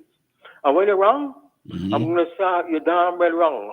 And when you talk about COVID going to kill 20,000 Vincentians at least, and I say you're wrong and you're stupid, you all could keep the malice all you want. But I tell all you something, it ain't about none of you. It is about St. Vincent. And I will say this again. A fellow named Alpen Allen. I was the godfather for his 4 sons. I go away, and I got a son born here, and he's the godfather. But guess what? When the NDP won all the seats, I call him. Well, I got my whole family to back him, all my relatives to back him. But when I call him 8 to 50 in the morning, I say, let me tell you something. I don't like what happened there. And you know that when it comes to St. Vincent and the Grenadines, I don't have no friends. You see, you call me my nickname with them give me. We don't expect anything different from you. And anybody who criticize, who goes find out when I criticize the NDP when they're doing stupidness. The funny thing is, Mitchell never held malice for me. But some of them now want to keep malice. It's too bad. It's too bad, you know. I could put all you aside because this is about St. Vincent and the Grenadines. Good night. All right. Thank you. A man who threatens or does anything to make life harder for the future generation should not be allowed to govern. If Keith Joseph was the NDP candidate for North Leeward, Bolt might have been considered for citizenship offered. Therefore. Well, I mentioned all of that also to you from discussion I had to me to speak with my I think it's I said why you only know you seen for to offer honorary citizenship for the team of 75. I see there are so many others sporting greats that have see look the lady Felix in St. Lucia with the 100 meter. If we're gonna offer her a citizenship as a OECS thing. But then while those other countries are producing, what happened to us here?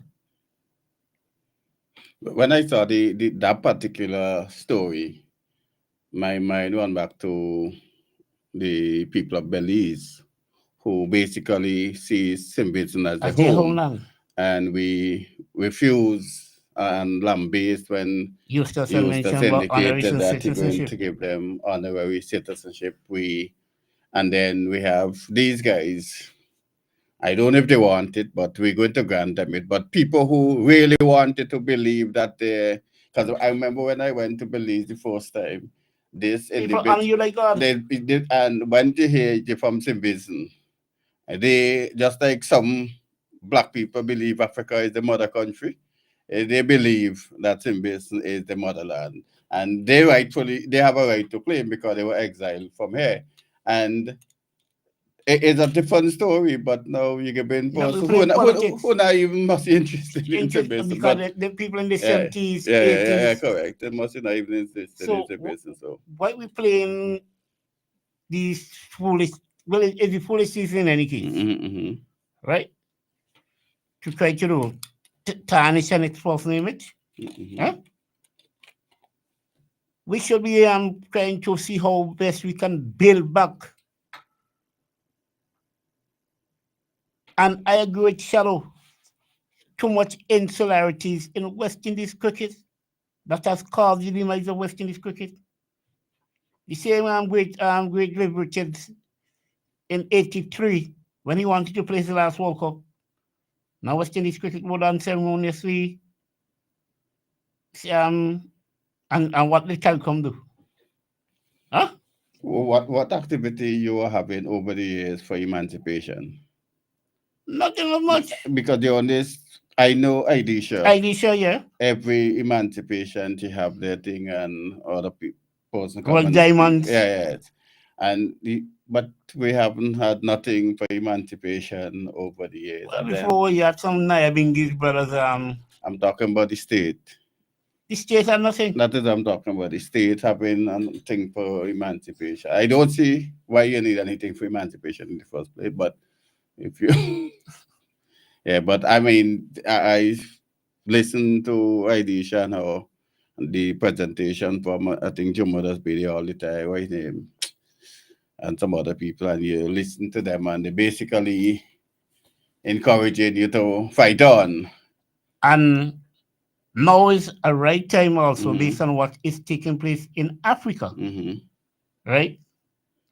Whether I'm with Tory and now for the other young leaders who are rising up from make black people aware of what they as a people is. I was supposed to play Shocking this. breaking news just coming in.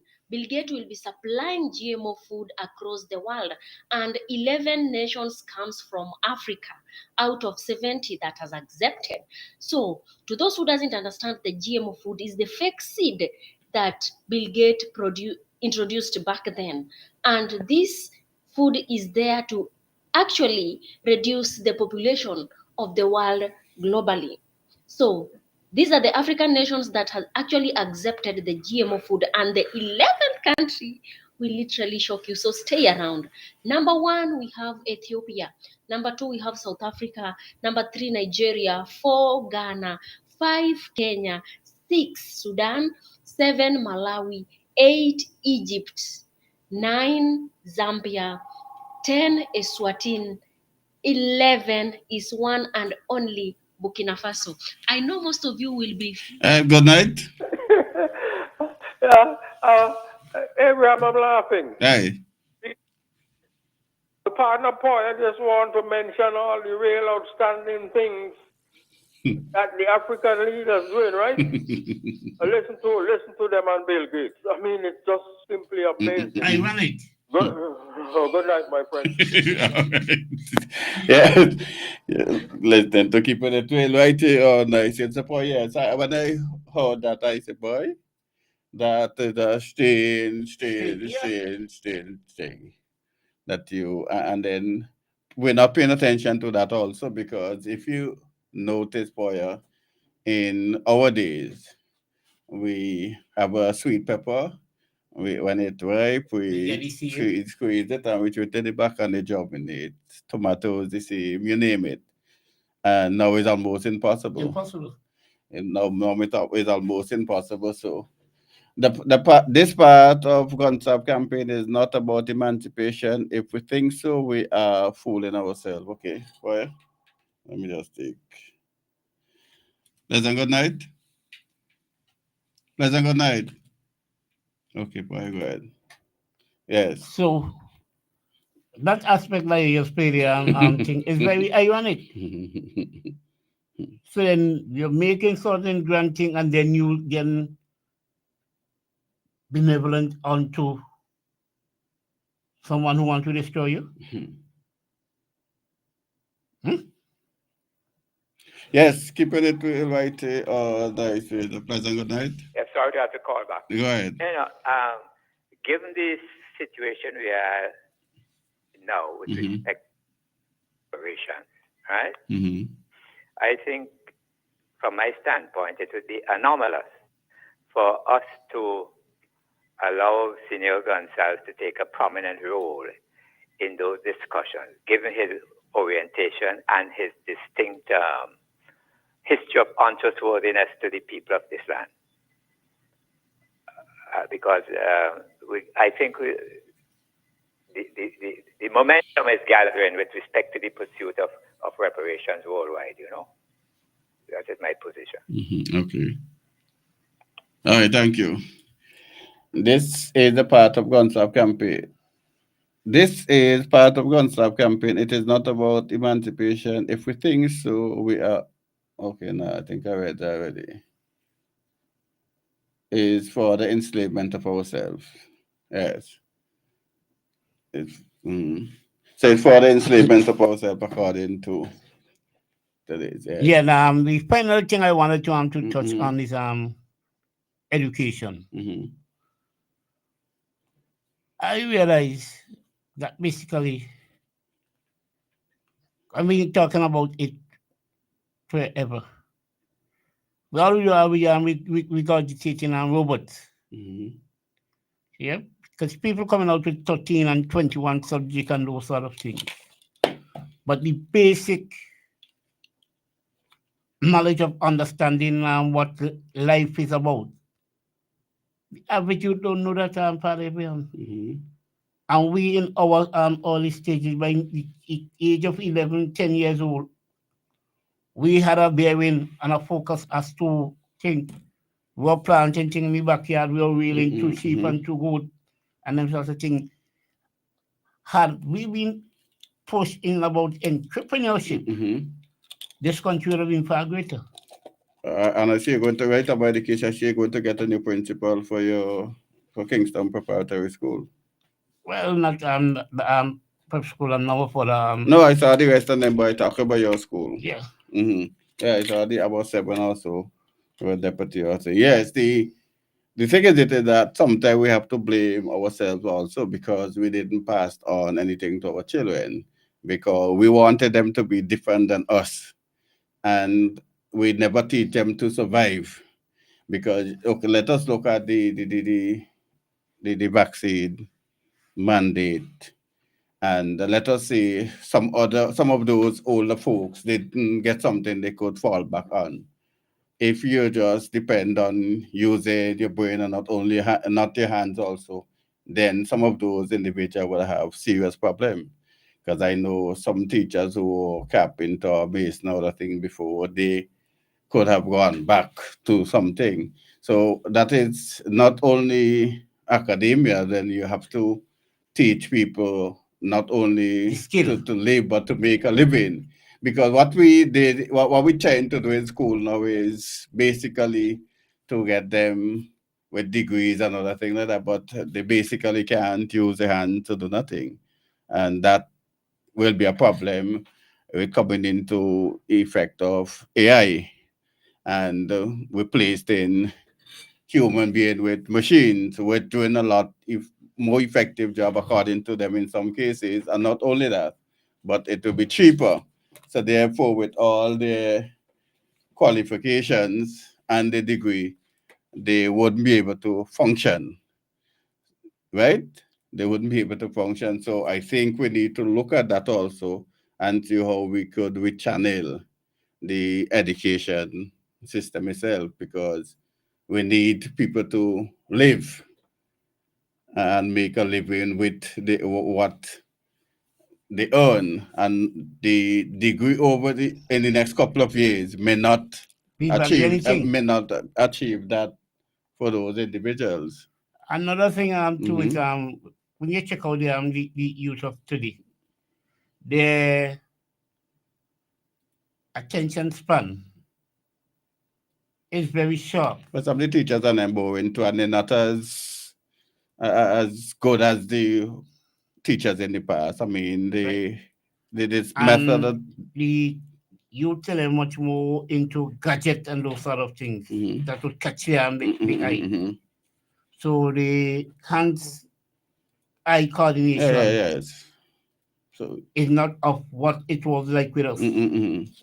But still, and then the technique they use, and the thing is that I think the teachers in the holidays have a more latitude, but now it's so rigid. You have to follow this, you have to do this, you have to do. So I think that is some of the problems. Let's be our last caller. Pleasant good night.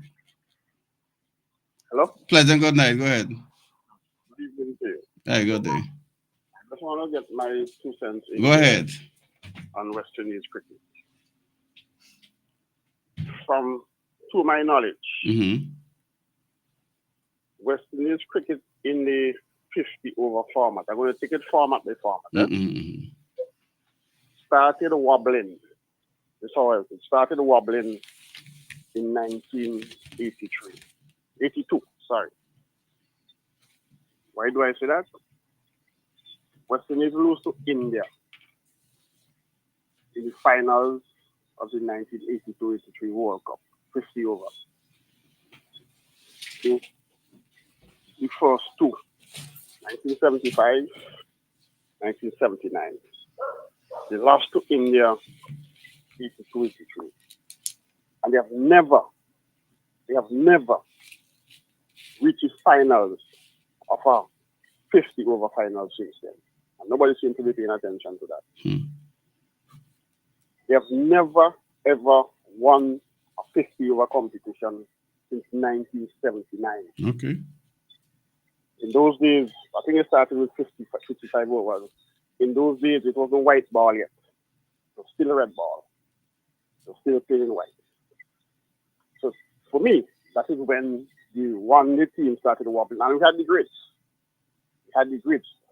I wouldn't say that it started declining, but I would say wobbling.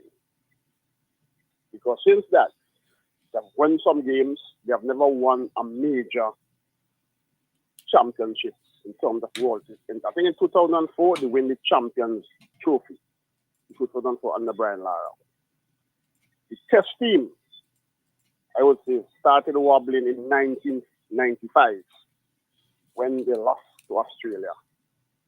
We had some great still around that time. In 1996, Kenya, who was not even a member of the ICC, knocked West Indies out of the World Cup in a quarterfinal. Kenya, they won by 76 runs. Who was the captain? Richie Richardson. I remember him saying at the time, it's only another game of cricket, and he prefer to be beaten by a black team than a white team, and that was a big thing in the region. I remember in 1984, when under Clive Lloyd, West Indies trounced Australia. Kim Hughes was the captain of Australia at the time, and he resigned. Greg Chappell, the great Australian player, I read this somewhere, went into the West Indies dressing room and said, fellas, you all are better than us now. What is planning for you? A year and a half after, Australia set up a cricket academy. What have our administrators done? Back then, President Cricket West Indies president, 1984, when he was born. 1995, he was only 9-10 years old. Since then, the West Indies cricket has been on the slide. Try all kind of people. I would say cricket starts at the grassroots. Until we have grassroots cricket in primary school, the highways and the byways, we're not reproducing the quality players as we did in the past. We can't depend on talent. Talent could only take you so far. Cricket has now become a science. So to say, we're producing the talent, it could only carry you so far. I believe. I saw you call so late. I live in on Bowie time. I hope you could call back next week. However, Yes. let me just finish up here. Yes. It is my opinion that you cannot teach in penmanship in university. Okay? You have to learn penmanship in primary school, learn to hold a pen, learn to write. You cannot be coaching, or you should not be coaching a test player. What are you coaching to do? You have to correct the faults at the grassroots level. So when he gets there in university test cricket, he can play. The greats of the past never had coaches because the coaches were at the grassroots level, the primary school, the secondary school. I remember St. Vincent used to have what they call combined schools. All the secondary schools to produce a team. The Alex King, the Colville Browns, the Sam Hiles, the Douglas Hayneses and those guys, those come to combined schools. And I believe across the region they had that. Here we have to put our best coaches. I remember West Indies was here some years ago. I think up in New Zealand. And one day game. The team went to Sandhill. The West Indies team was practicing at Sandhill. I went to watch them practice. The assistant coach at the time was trying to point out what he saw as a flaw in one of the West Indies batsmen. When the man came from the net, the man came up to where they were the stand at the time. And started cussing and saying, well, he could teach me. He can't teach me nothing. I heard that with my ears. I was there. I am Bowie time, eh? Okay. Yes. Well, next time. Yeah. Next time. So about next week if you all right. Okay. Thank you. All right. Well, the weekend is here again, and the month have another 6 days.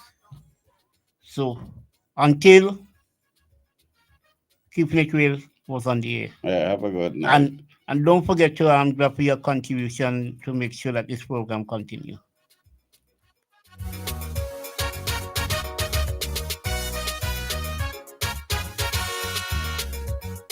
The devil then turned to me and he asked me this question. He was curious to know why I wanted that position.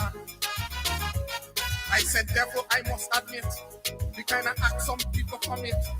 Get away with it, sometimes it does make me sick.